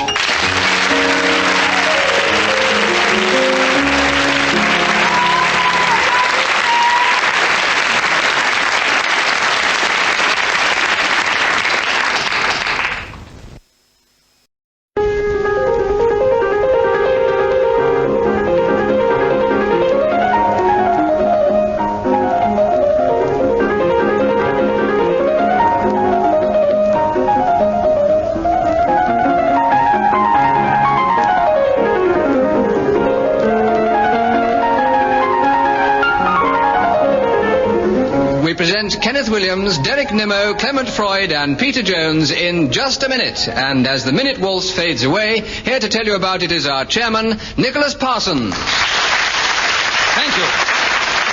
Thank you very much indeed. Hello and welcome to Just a Minute. Well, as you just heard, once again we have an all-male cast. 4 clever chaps just waiting to pit their wits, their brains, their reputation, their ingenuity, They're looking awfully dumb at the moment, I won't go on. Just wishing to pit everything they have against each other and see who's going to be most successful this week as they try and speak for just 1 minute without hesitation, without repetition, and without deviating from the subject that I will give to them. And we're going to start off with a word that I've already used, reputation. And we're going to start with Kenneth Williams. Kenneth, don't look like that, please. Can you talk about reputation for 60 seconds, starting now? A man is known by the company he keeps. And it was long ago remarked by an ancient divine that all the public know of a man is his reputation. As to his character, only men of probity and perceptivity could possibly give a definition on that subject. But the great man tells us we must... Clement Freud has challenged... That's a disgrace, I mean. What's he challenging about? Well, we'll soon hear if you keep quiet. Reputation of man. Yes, there's been more than one man. 4 men. Been 4 men, actually, going through the 23 seconds of dissertation. Clement Freud, I agree with your challenge, so you gain a point for a correct challenge and you take over the subject of a reputation, and there are 37 seconds left and you start now. When I told my elderly housekeeper the other day that I was appearing yet again on Just a Minute, she said, "Is that Kenneth Williams on as well?" To which I replied, "He is. I have heard of his reputation," she said, "and it is not good. In fact..." Kenneth Williams has challenged. Well, the deviation. Deviation, certainly. I've come all the way from King's Cross now to sit here to be insulted. I mean, are you going to stand for that? Are you going to agree to that? That people are saying I'm... Say, just a minute, Kenneth. I would say that on Just a Minute, your reputation is good. You may have a bad reputation elsewhere. I don't know. But this rotten housekeeper... Just a minute. Well, this housekeeper was talking about Just a Minute, and I think you have a good reputation on Just a Minute, so I'm going to give you the benefit of the doubt, say that you have a point for a correct challenge and 20 seconds for reputation, starting now. Me? Yes. Derek Nimmo challenge. I've got a point. Hesitation. Yes, there was a hesitation. I've got the point, you see. You did get the point and the subject. What's going on? No, you got a point, and so you take the subject. Oh. Alas, you paused, and so, Derek, I agree with your challenge. You have 17 seconds on reputation starting now. I have a reputation for being awfully quick on the buzzer. I keep my thumb ready to press tremendously hard if I hear a hesitation from Kenneth Williams. And this happens quite frequently, so my reputation is confirmed as being tremendously and rapidly and not say...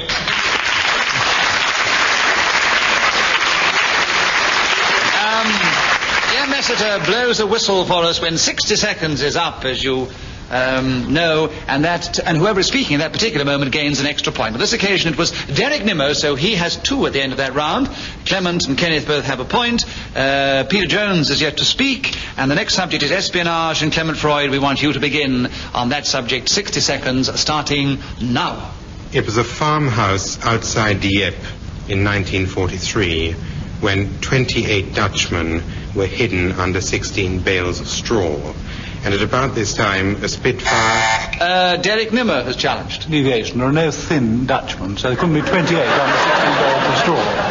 Having quite recently come back from Amsterdam, I saw some quite chic Dutchmen over there. Oh. They have a very chic accent, but they have some of them are quite thin. Most of them are Jewish, according to you.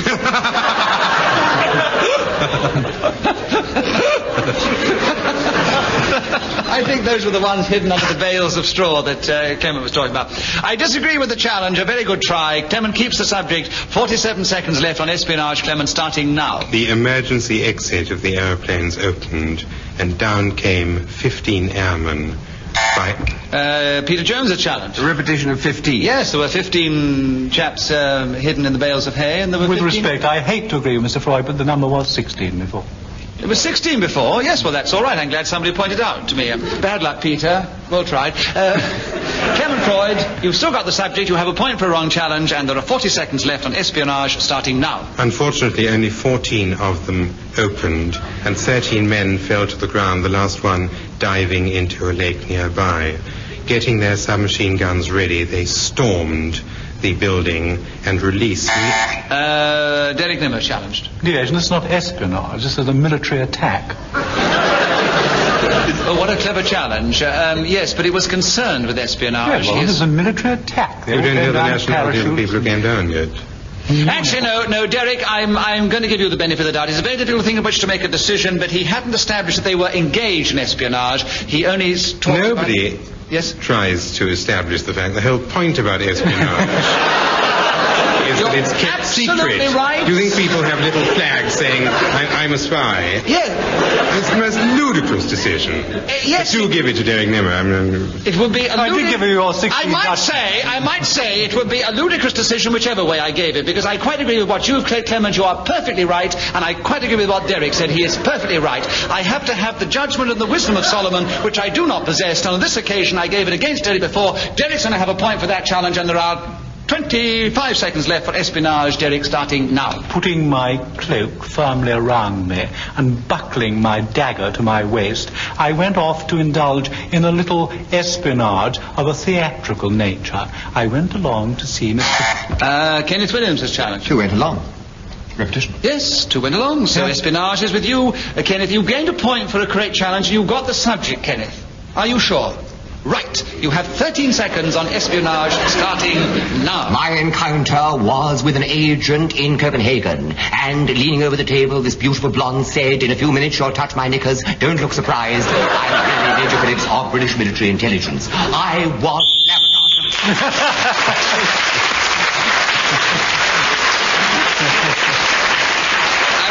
say to the listeners, it's a pity the audience laughed just when they did, because I think some of them missed the payoff of Kenneth's story, which was even funnier than where they laughed.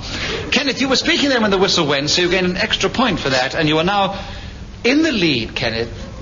Go on, alongside. Alongside, yes. Clement, Freud and Derek Nimmo. Yeah. And... never win, never do. I try valiantly, but never win. But you give such value for money. Well, it's very nice of you to say so. And you have been known to win handsomely, Kenneth. Peter Jones, the subject is now with you, and the subject is Pluto. Would you talk for 60 seconds on Pluto starting now? Not the oil pipeline that provided the engines of war with the precious fluid to keep them going, nor the Greek god who flourished about 3,000 years ago in ancient Athens, but the cartoon dog created by Walt Disney and his hundreds of animators, which has become popular all over the world. I'm not too keen on it because I think it's taking bread out of the mouths of hungry actors. In fact, I'm not too keen on caricatures and Clement Freud drawings. is challenged. Two keens. Yes, it's a pity you weren't too keen. Unless those were the hungry actors. The correct challenge, Clement. So you have Pluto for 27 seconds starting now. I also feel that the animated dog is my favorite Pluto, and I preferred him ever and anon to Mickey Mouse and all the other characters of whom I was far less fond.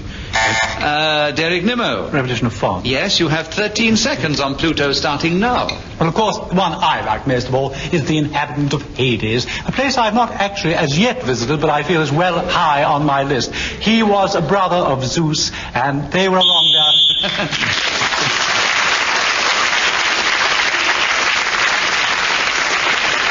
Derek was then speaking when the whistle went, so he gained the extra point, and he's now has a lead of 1 at the end of that round. And Derek Nimmo, your turn to begin. The subject is having a bubble bath. Would you talk about that delightful subject for 60 seconds, and you start now? Well, first of all, you have to select the kind of bubble that you're going to bathe in. Personally, I like non-vintage champagne. If you pour it into a well-plugged bath, then you can get in with it. And also, it's rather nice to have a pleasant companion with you, preferably of the opposite sex. And you can drink the bath water with a huge enjoyment and put on even the tiniest little bit of soap without really causing any ill will or even... Peter Jones has challenged. Hesitation. He hesitated before he said ill will.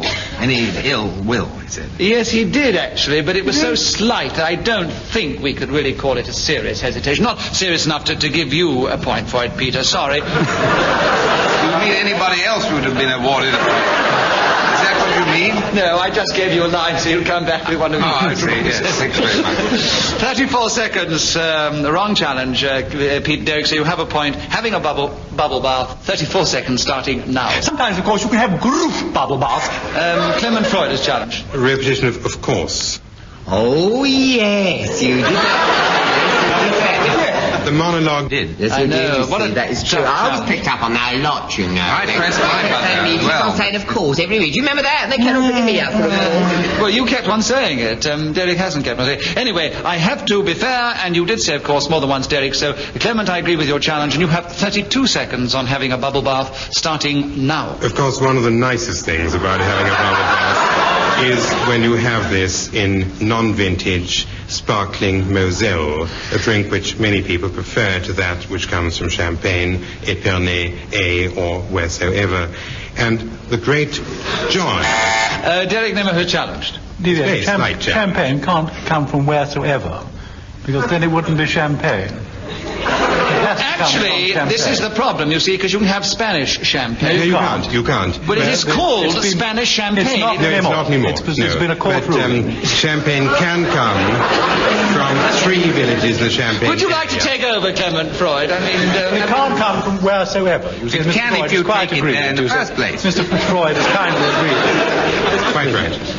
All right, so what have you all said? I don't know where we were. Well, Clay is agreeing with me, I think, actually. He's agreeing with you. No, I have agreed that champagne cannot come from wheresoever. Which case you... If wheresoever is anywhere in the world, but it can come from wheresoever you've taken it, from which it can come back.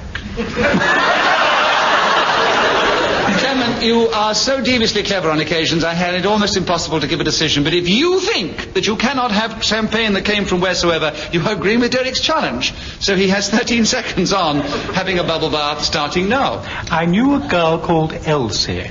I met her in Bath, which is rather a Clement Freud's challenge. Repetition of Bath. Yes, I agree with your challenge, so you gain a point for a correct challenge and you take over the subject. And 9 seconds on having a bubble bath starting now. Naturally, when you have a bubble bath, you don't have to be entirely clean, and even when you come out of it, if you do not dry yourself, you may... So,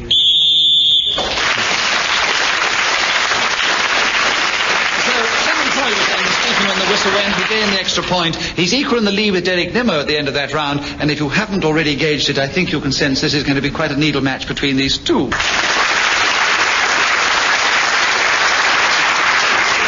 Kenneth Williams, we're now going to hear from you. And the subject is Sybaris.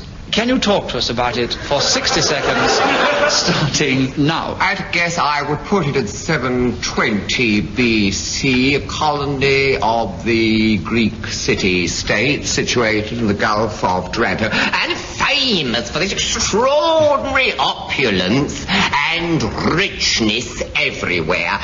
And the word is synonymous with that kind of grandeur today. People say if someone's enjoying all this richness, they say oh,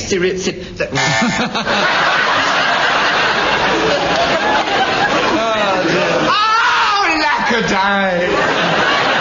Oh, ruined, woe is me.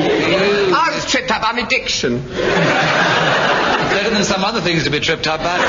Derek, you challenged. No hesitation. Yes, alas.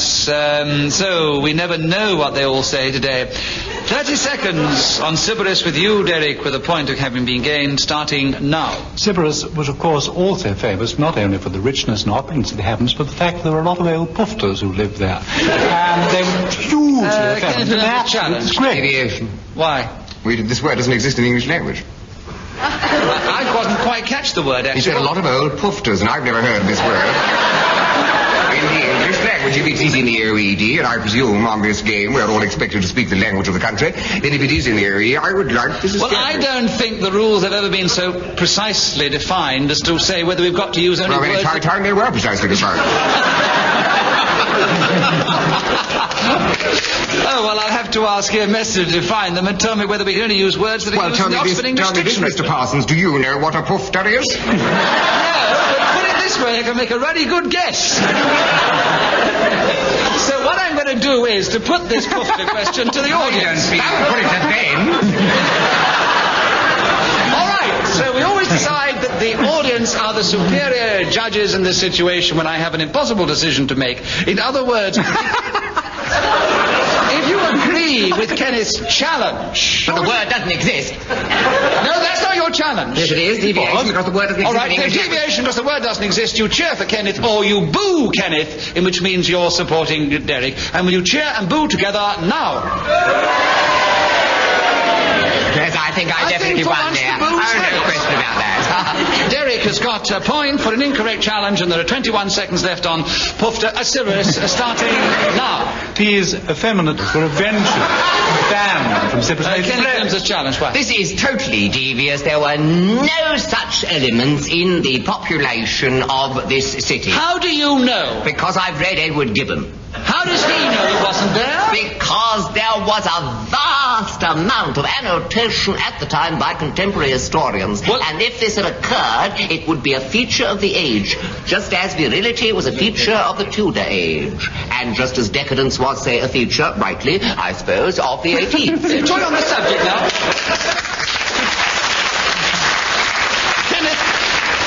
My knowledge of Greek history confirms to me that Derek is probably correct. But as the audience have clapped you and obviously wish you to continue with the subject, and Derek has already got a doubtful point on his pufter, we will give you a point and the subject, and there are 17 seconds left on Sybaris starting now. Many people were called Sybaritic, including, of course, Pompadour and Cardinal Wolsey, who built that fabulous place on the River Thames, and was always having the chocolate bonbons.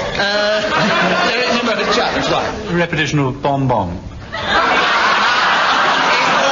into it.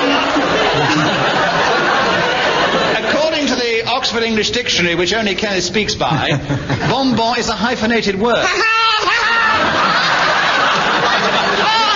Hyphenate two words, you surely must be doing it to make them into one word. And he used it in the plural, so the second syllable has an S.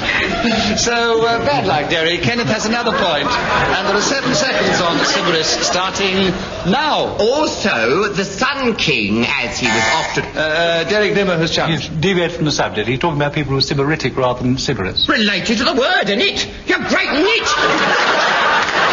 Of course it is. If you said luxurious, that'd be related to Luxor, wouldn't it? Of course it's related. Oh, there's no deviation there. It's related, all right. 4 seconds on Sybaris, Kenneth, starting now. Yes, and of course... Oh, no! Clement Freud is challenged.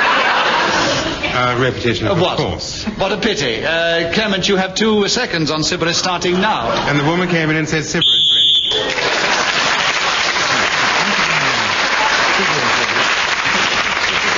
At the end of that round, Kenneth gained a considerable number of points. Clement got the one for speaking when the whistle went, which took him back into the lead alongside Derek Nimmo. Clement Freud, your turn to begin, and the subject is sleep. Would you talk to us about that for 60 seconds, and you start now. Samuel Taylor Coleridge, that great poet who wrote the Rime of the Ancient Mariner, when mentioning sleep, said, "Oh, sleep, it is a gentle thing, beloved from pole to the other extremity. To Mary Queen the grace was given, she brought the gentle sleep from heaven that slid into my soul. Those silly buckets on the deck that had so long remained, I dreamt that they were filled with dew, and when I woke it rained." I won't say any more about sleep and the ancient... Derek Nimmo has challenged. Hesitation. Oh, yes, very clever. You can see he said Not very ancient. clever, very obvious, I thought. You just packed up. Well, I If repeat. it packs up, you're bust. I said it was clever because I thought you were being clever, you see, Derek. I give you credit for more intelligence than you obviously have. Because, you see, he was repeating Ancient Mariner, and he paused after Ancient because he realized he'd repeated himself, and you came in on the hesitation. There are 28 seconds on sleep with you, Derek, starting now. 40 Wings, something which I enjoyed tremendously, really. I don't awfully like counting sheep. I find it particularly boring. I'd rather... Peter Jones is challenged. Why? Well, he's talking about counting sheep, which suggests that he's awake. He's talking about not being able to sleep and counting sheep. He's supposed to be talking about sleep. Yes, well, you see, the problem here is, Peter, these decisions I have to make, you do count sheep in order to try and help you to go to sleep. So I don't think he's really deviating from the subject on the card. No, you don't. Well, I think you've usually got very good taste in matters of this kind. I'm very willing to abide by that decision. I'm glad you're so sporty, the others are so tough. Sucking up. Derek, you have 20 seconds left on sleep, starting now. Very important to wear the appropriate clothes if you want to go to sleep. I wear a little hat. Clement Freud challenged twice. Repetition of where? Yes. Yes, that's right. Clement, you have 14 seconds on sleep, starting now. To sleep, perchance to dream, there's the rub. This is what Shakespeare said, or one of his characters was said to have said. Kenneth Williams is... yes, hesitation because he was repeating himself incessantly. In fact, he was almost sleepwalking. There are 6 seconds on sleep with you, Kenneth, starting now. Something that's continually evading me. I toss and turn, yearning for that unconscious bliss which I think must come. At the end of that round, the situation is exactly the same before. Derek and Clement are equal in the lead. A little way behind, only 2 points, is Kenneth, and somewhat further behind is Peter Jones. And Kenneth Williams, your turn to begin. And the subject is hardly anything. Can you talk? On hardly anything, yes, you may well look like that. I feel like that, thinking some of the decisions I might have to make. Hardly anything, starting now. I suppose this refers to the thing which almost is there and yet not quite. So we say hardly anything when we really mean that a manifestation of some kind or another has been exhibited. So, of course, the thing can be applied, in a sense, to an accent. You say hardly a tree, hardly a wee. Derek Nimmo challenged you. Repetition of 2 hardlies without any anythings with them. Yes, I and so close together as well. Too close together. Yeah. Derek, I agree with your challenge. You have a point in 34 seconds. I've no idea what he was talking about. He always said, Well, sometimes he sort of bewitches us with sort of theatrical science by going off into such a delicious character that we hardly listen to what he's saying. 34 seconds on hardly anything with you, Derek, starting now. Of course, if one is indulging in espionage and one's reputation is at stake, it's very important to talk about hardly anything, particularly if you're with a lot of old poofters and sibberers having a bubble. Therefore, if you find yourself sleeping, you will, of course, be aware. Clement Freud is challenged. Why? Repetition of course. If nothing else, I will get people to stop saying of course for pointless reasons in this game. Pointless reasons. You can't stop them saying it in private life as well, we hope. Yes. What a pity, because he was... Derek always makes a note of every subject when I give them to him, and he was very cleverly going through them all there, and he nearly went up to the bell. Clement, I agree with you, of course. There are 15 seconds on hardly anything starting now. There's hardly anything that I'm not prepared to talk about, but in view of the subject, which is hardly anything, I will have to skirt over such things as I will mention in the next few seconds which are left to me by the chairman. Hardly anything...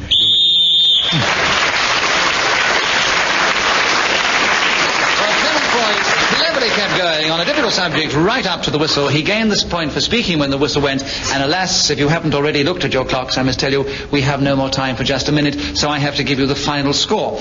And the situation at the end was, as you might have guessed, Peter, alas, was in 4th place, Kenneth was, alas, in 3rd place, but as it turned out, as I said at the beginning, it looked like being a needle match, and I think a very, very fair result. Derek Nimmo and Clement Freud, equal winners this week. Congratulations.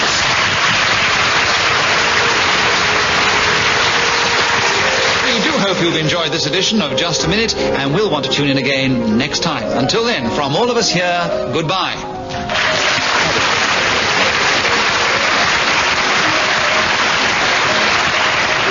The chairman of Just a Minute was Nicholas Parsons. The program was devised by Ian Messiter and produced by David Hatch.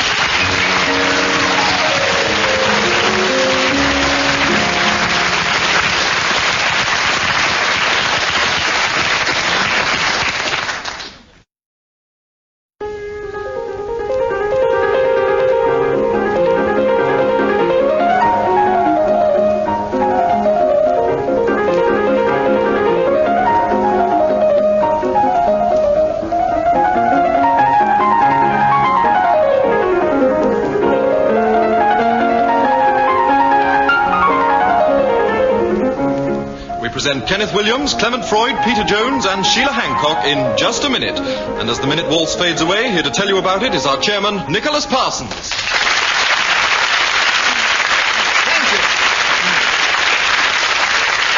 Thank you very much. Hello and welcome to Just a Minute. Well, once again, I'm going to ask our 4 clever panelists if they can talk for just 1 minute on some unlikely subject without hesitation, without repetition, and without deviating from the subject on the card. And, of course, according to how well they do it, they will gain points or their opponents will. And let us begin the show this week with Peter Jones. Peter, can you talk on the subject of idleness for 60 seconds, starting now? Well, to be idle is an ambition that most of us have thought of from time to time. I dare say it's more satisfying in the anticipation than it is in the realization.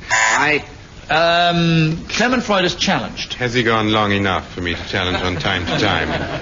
Yes, he has. Okay. So you take a point, and the subject, of course, is now with you, and there are 46 seconds left on idleness, starting now. Idleness and edelweiss are 2 words that I always get mixed up, which is terribly embarrassing if you go to Switzerland and climb mountains like Mont Blanc looking for idleness, because you just can't find it. You move rocks, you shift glaciers, you sift snow, all to absolutely no... Peter Jones has challenged. He's never shifted a glacier in his life. I don't believe it. I don't believe a person can shift a glacier, because glaciers are far too large for that. Don't look as if it's... you disbelieve me, Clement. I don't believe you. Glacier mints?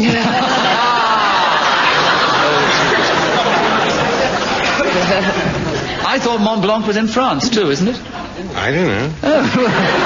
Nobody challenged you on it anyway, but I agree with Peter's challenge, so he takes the subject now, having gained a point for a correct challenge, of idleness. With you, Peter, 60 seconds. Oh, I'm sorry.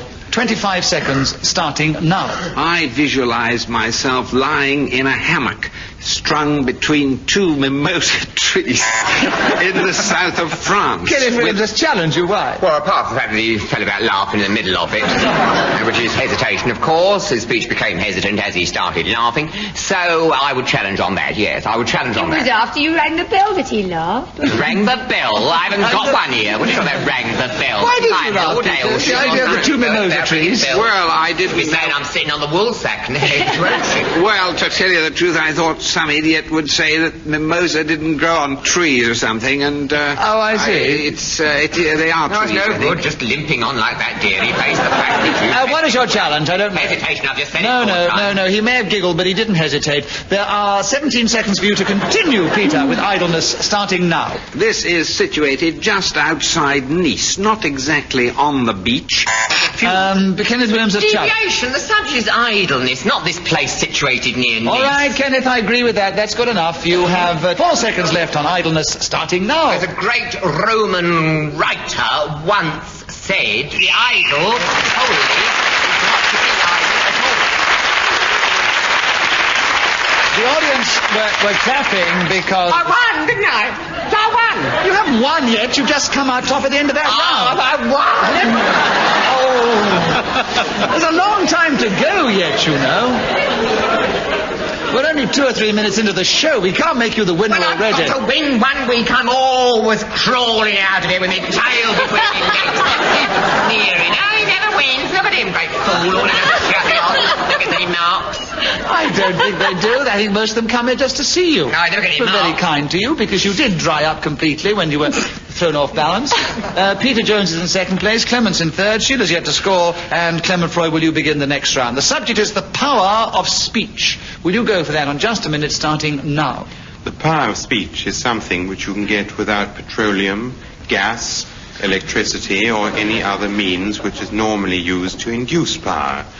What is required is a tongue, preferably a set of teeth, a larynx, and the other attributes which ornithologists and surgeons of ear, nose, and throat are such experts in perfecting.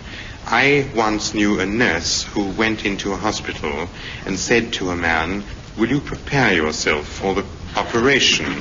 And he said, "Certainly." And she cut his toenails, scrubbed his knees. Peter Jones's challenge. Deviation. It's nothing to do with the power of speech. I'm cutting his toenails and scrubbing his knees? No, of course not. You were keeping going with great difficulty there. I think he rather helped you out there. Peter, you have a point, and you have 17 seconds on the power of speech, starting now. It's a really wonderful gift to be able to sway an entire audience with one's words, move them to great actions, and if you can, even make them weep with sadness as you describe some tragedy.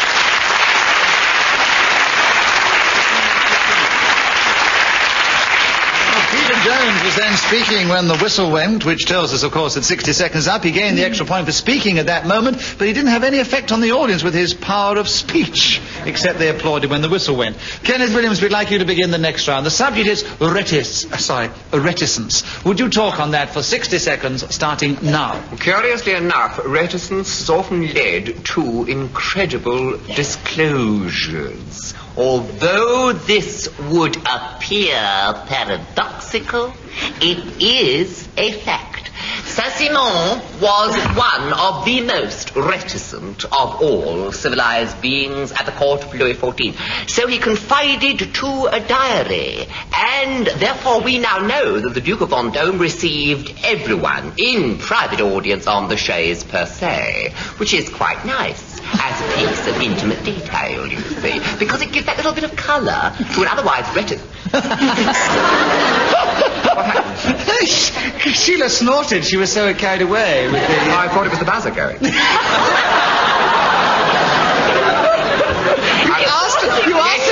You asked her to wipe her nose. You she blew a raspberry. What raspberry, wasn't it? She blew a raspberry. She blew a raspberry, yes, but she blew it at Clement Freud, not you. Let's be fair, let's give him another chance, and we won't score any probably points. go on droning away about all those French people if you give it back to him. Well, if you challenged him for deviation because he was off the subject of reticence, I would have given it to you, but you're too late now. He's got the subject still and he has 20 seconds starting now. One of the most It's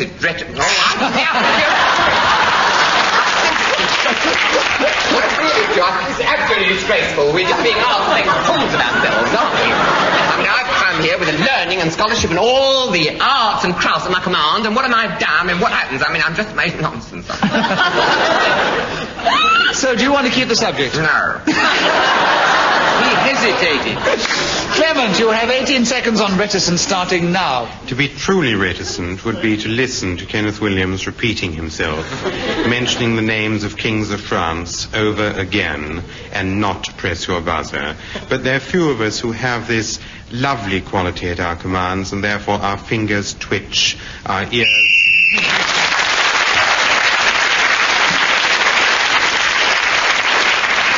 Well, Clement Freud was then speaking when the whistle went, so he got the extra point, but he's still in second place behind our two equal leaders, Peter and Kenneth. Sheila... I'm sorry, that would have to be third place, wouldn't it?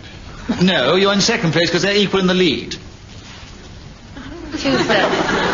I will put it to the audience. If the other two are equal in the lead, is Clement Freud in second place or third place? Third. You rotten lot. Is he really in third place? Well, they better get another chairman. I mean, don't have people who know the difference between second and third place. I think we'll get on with the game before I make a bigger fool of myself. Sheila Hancock, we'd like you to begin the next round because you're lovely. And the subject is having my hair done. Will you talk on that one for 60 seconds, starting now? It's painfully obvious, looking at me, that I don't do this very often because I loathe it so much. I go about once every 2 months to have a bit cut off so that it doesn't fall over my eyes and I can't see. I walk in the shop. The only aspect of it that I do quite like is reading the magazines because I'm too mean to buy them, so I look up all the back numbers when I go on my occasional visit. Then I have the gown put round my neck and I'm chatted up by a nice fella called Peter who tells me that Kenneth Williams has challenged. She's just plugging this Peter. It's deviation. Nothing to do. There's nothing in the rules of the game. He's just giving him a plug, isn't it? It's not a very good plug. Me up and put these gowns on her. What gowns? Peter... Have your hair done, not your dresses, mate. Put gowns on her. Peter Jones made a very good point. He said it's not a very good plug because she's always said she doesn't go there very often and her hair's a bit of a mess. But nothing personal, Peter, if you are listening. It's the reverse of a plug, isn't it? Yes, poor old Peter. Unplug. It's a nail in the coffin, if you ask me. I wouldn't like to be in that hairdressing business. Poor man, you're taking the bread out of his mouth and his family, probably. He's very good. Giving him all this bad publicity. Yes, poor old Peter, yes. He's got the same name as you, hasn't he? Exactly, yes. Is the other name Jones, Mary Jones? I disagree with the challenge, so you have a point, Sheila, and you keep the subject having my hair done, and there are 26 seconds left, starting now. We then both gaze in the mirror at me, which is the aspect of it that I think I loathe most, and try and decide what we can do. Peter Jones has challenged. Repetition of loathe.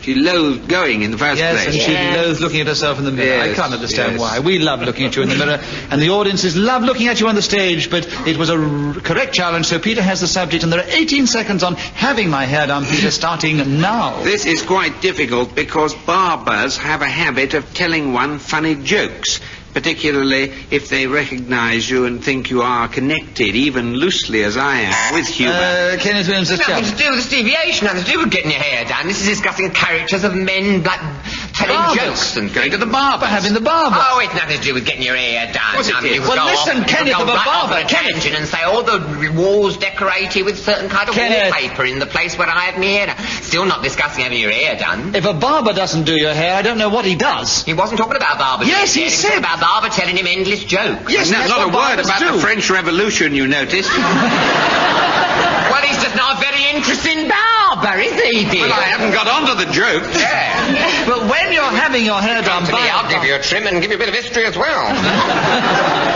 I think you might trim him too far. Kenneth, I disagree with the challenge. Peter has a point. Having my hair done is still with you, Peter, and there are 7.5 seconds left, starting now. The great thing is that they have a captive audience. One is sitting there in the chair with this towel wrapped tightly. Kenneth Williams has challenged. They can't be. How can they have a captive audience? An audience is plural. You're just one in a chair, aren't you? I'm an audience of one. You can have an audience of one.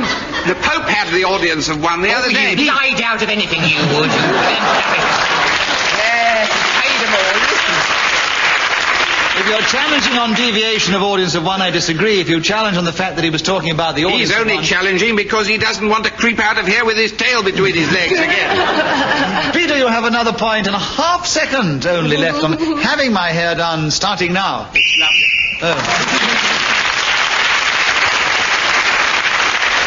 Peter Jones, with some incorrect challenges, managed to move forward at the end of that round, and he now has a commanding lead over all the others.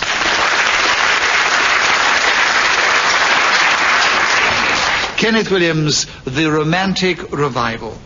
That is the subject that Ian Messiter's thought of for you. And we are all imagining what you're playing into his hands, you know. I know he is, yes. The French Revolution and Julius Caesar and Aphrodite and Perseus and the Gorgons and now the romantic revival. 60 seconds starting now. I suppose in England the names one would connect with it are Frederick Leighton, Holman Hunt, Kate Greenaway, perhaps, and the pre-Raphaelites generally, and the kind of works exemplified by drawings of William Morris. And a very interesting movement it was, because it did bring back a lot of what one might call aesthetic colour and loveliness into otherwise very drab lives. And there was a suggestion afoot by these people to dress the dustmen more gaily.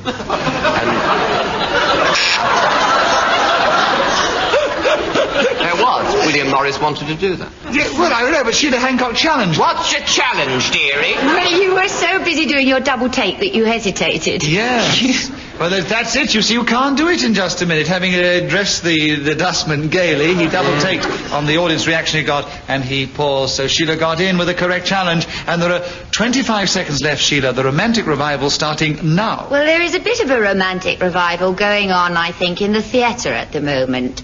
The trend seems to be going towards happy, jolly, pleasing shows, such as Showboat and With a Spice of Romance, Gone with the Wind. Clement, Freud challenge first. Hesitation. I would agree, Clement, and you have 8 seconds on the romantic revival starting now. At the age of 60, it really is about time for the romantic revival to take place. And nightly, people look down.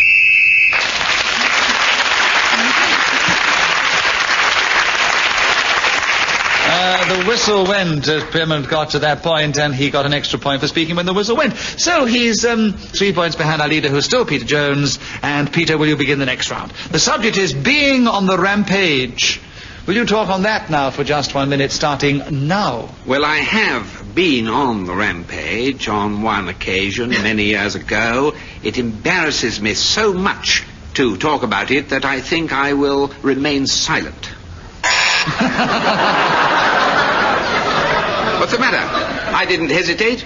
No, you remained silent. Yes. And Clement Freud challenged you. Hesitation. And hesitation. Well, it wasn't a hesitation. I just purposely remained silent. You said, I am going to remain silent. There's nothing in this game says you can't. No. There is nothing in this game. Oh, I've dropped this thing. Well, that's a very good point, isn't it? I tell you what, if you like, I will put it to the audience, because they're all the superior judges in this situation.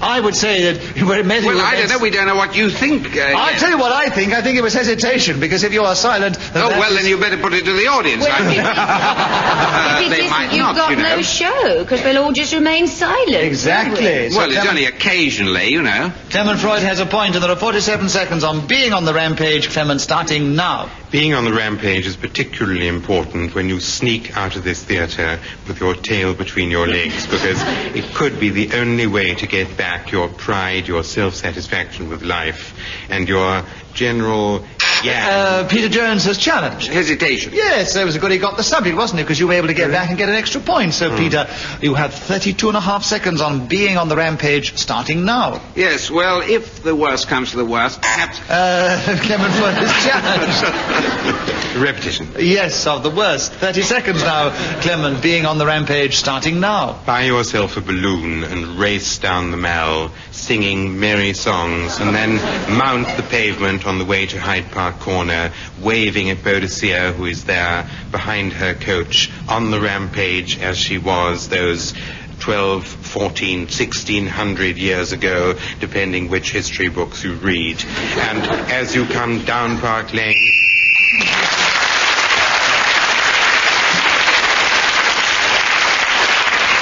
Well, Clement Freud was then speaking when the whistle went, so he got the extra point. And Sheila Hancock, will you begin the next round? The subject, confessions. What a good subject for this particular show. We do hear a lot of very revealing things from our four panelists sometimes, don't we? Sheila, would you talk on that now for 60 seconds, starting now? If there's one thing I dread in life, it's somebody saying to me, I have a confession to make. I would much rather not know. I think there are certain things that you must always keep to yourself and not embarrass other people with. The Catholic Church specialise in confessions. You have a little box and the priest goes in one half and the person goes in the other and tells all the things that they've done during the week and then comes out. Clement Freud is challenged. Deviation. Why?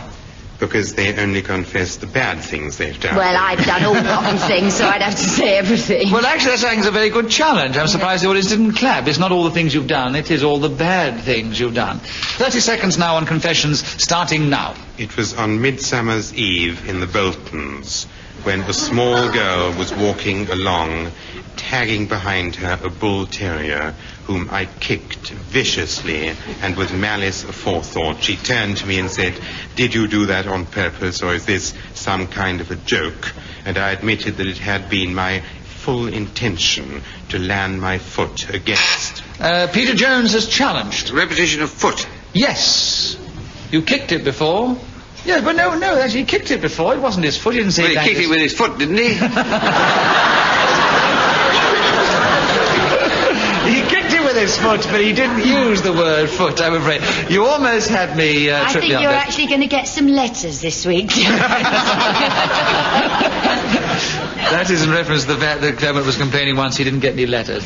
There are 6 seconds left on confessions, Clement, starting now. When I sent my check to the Royal Society of the Prevention of Cruelty to Animals, they replied, "Thank you very much."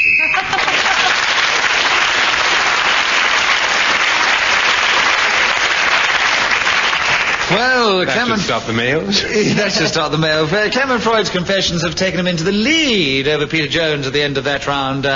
Kenneth is very definitely in third place and Sheila's in fourth. And Clement...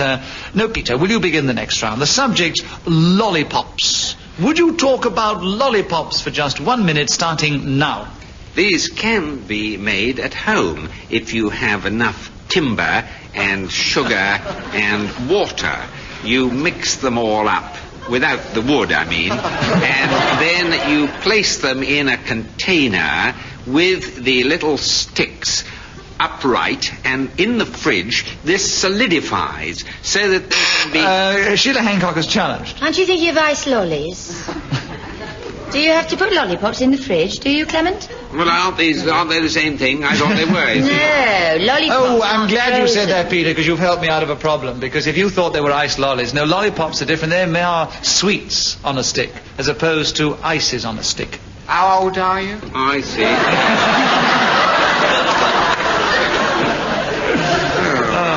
Yes. What about your children? Do they have lollipops or ice lollies, Peter? Well, you can't afford them, I suppose. No, I mean, they don't... they have iced lollies, I think, occasionally, yes. Oh, poor things. Sheila, I agree with your challenge, so you have the subject, and there are 37 seconds on lollipops, starting now. These are an absolute menace. Terribly bad for children's teeth, and you should encourage them not to eat them. Kenneth Williams is challenged. Deviation. You can't encourage not. You must mean discourage. Obviously, the whole thing's a mess. Encourage them not to eat. You can't encourage not to eat. What you meant to say was you should discourage them eating them. That's what you meant. Discourage them from eating. So I'm accusing you of devious grammar. Devious grammar. Yes, they all agree. Everyone agrees. They all agree. They all agree they would like to hear you talk on the subject of lollipops, but when you have to keep going in this game under the pressures that surround you, it is perfectly possible to use colloquial English, which is what Sheila was doing then. Encourage them not to do something. I don't think he's right anyway. I shall look it up. I don't think he's right. 30 seconds, Sheila, on lollipops starting now. I thought you were going to give it to her. Repetition of O.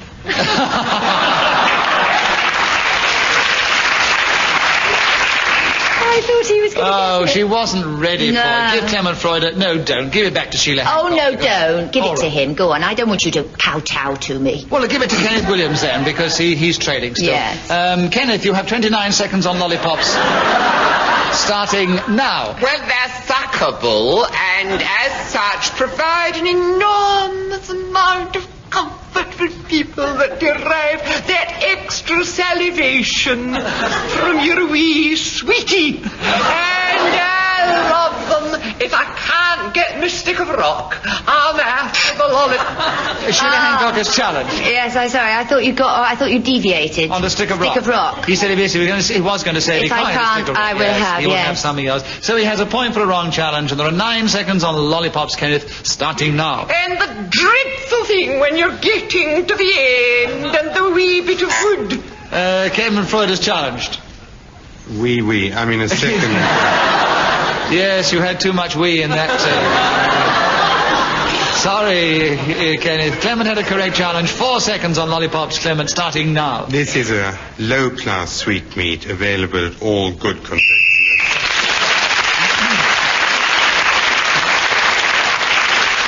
So Clement Freud was then speaking on the whistle when he gained the extra point. He's increased his lead. He's on the magical number of 13. I say magical because I think it's good luck. A lot of people think it's bad luck. Oh, I've just got a message from our producer.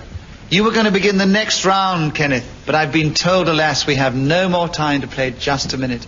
Isn't that sad? You don't seem very sad about it, don't you, Mr. Matt?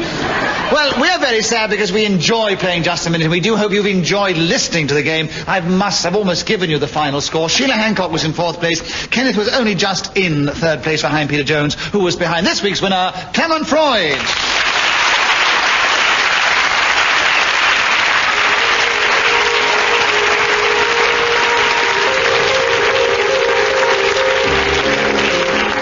We do hope you have enjoyed listening to Just a Minute. From all of us here, goodbye.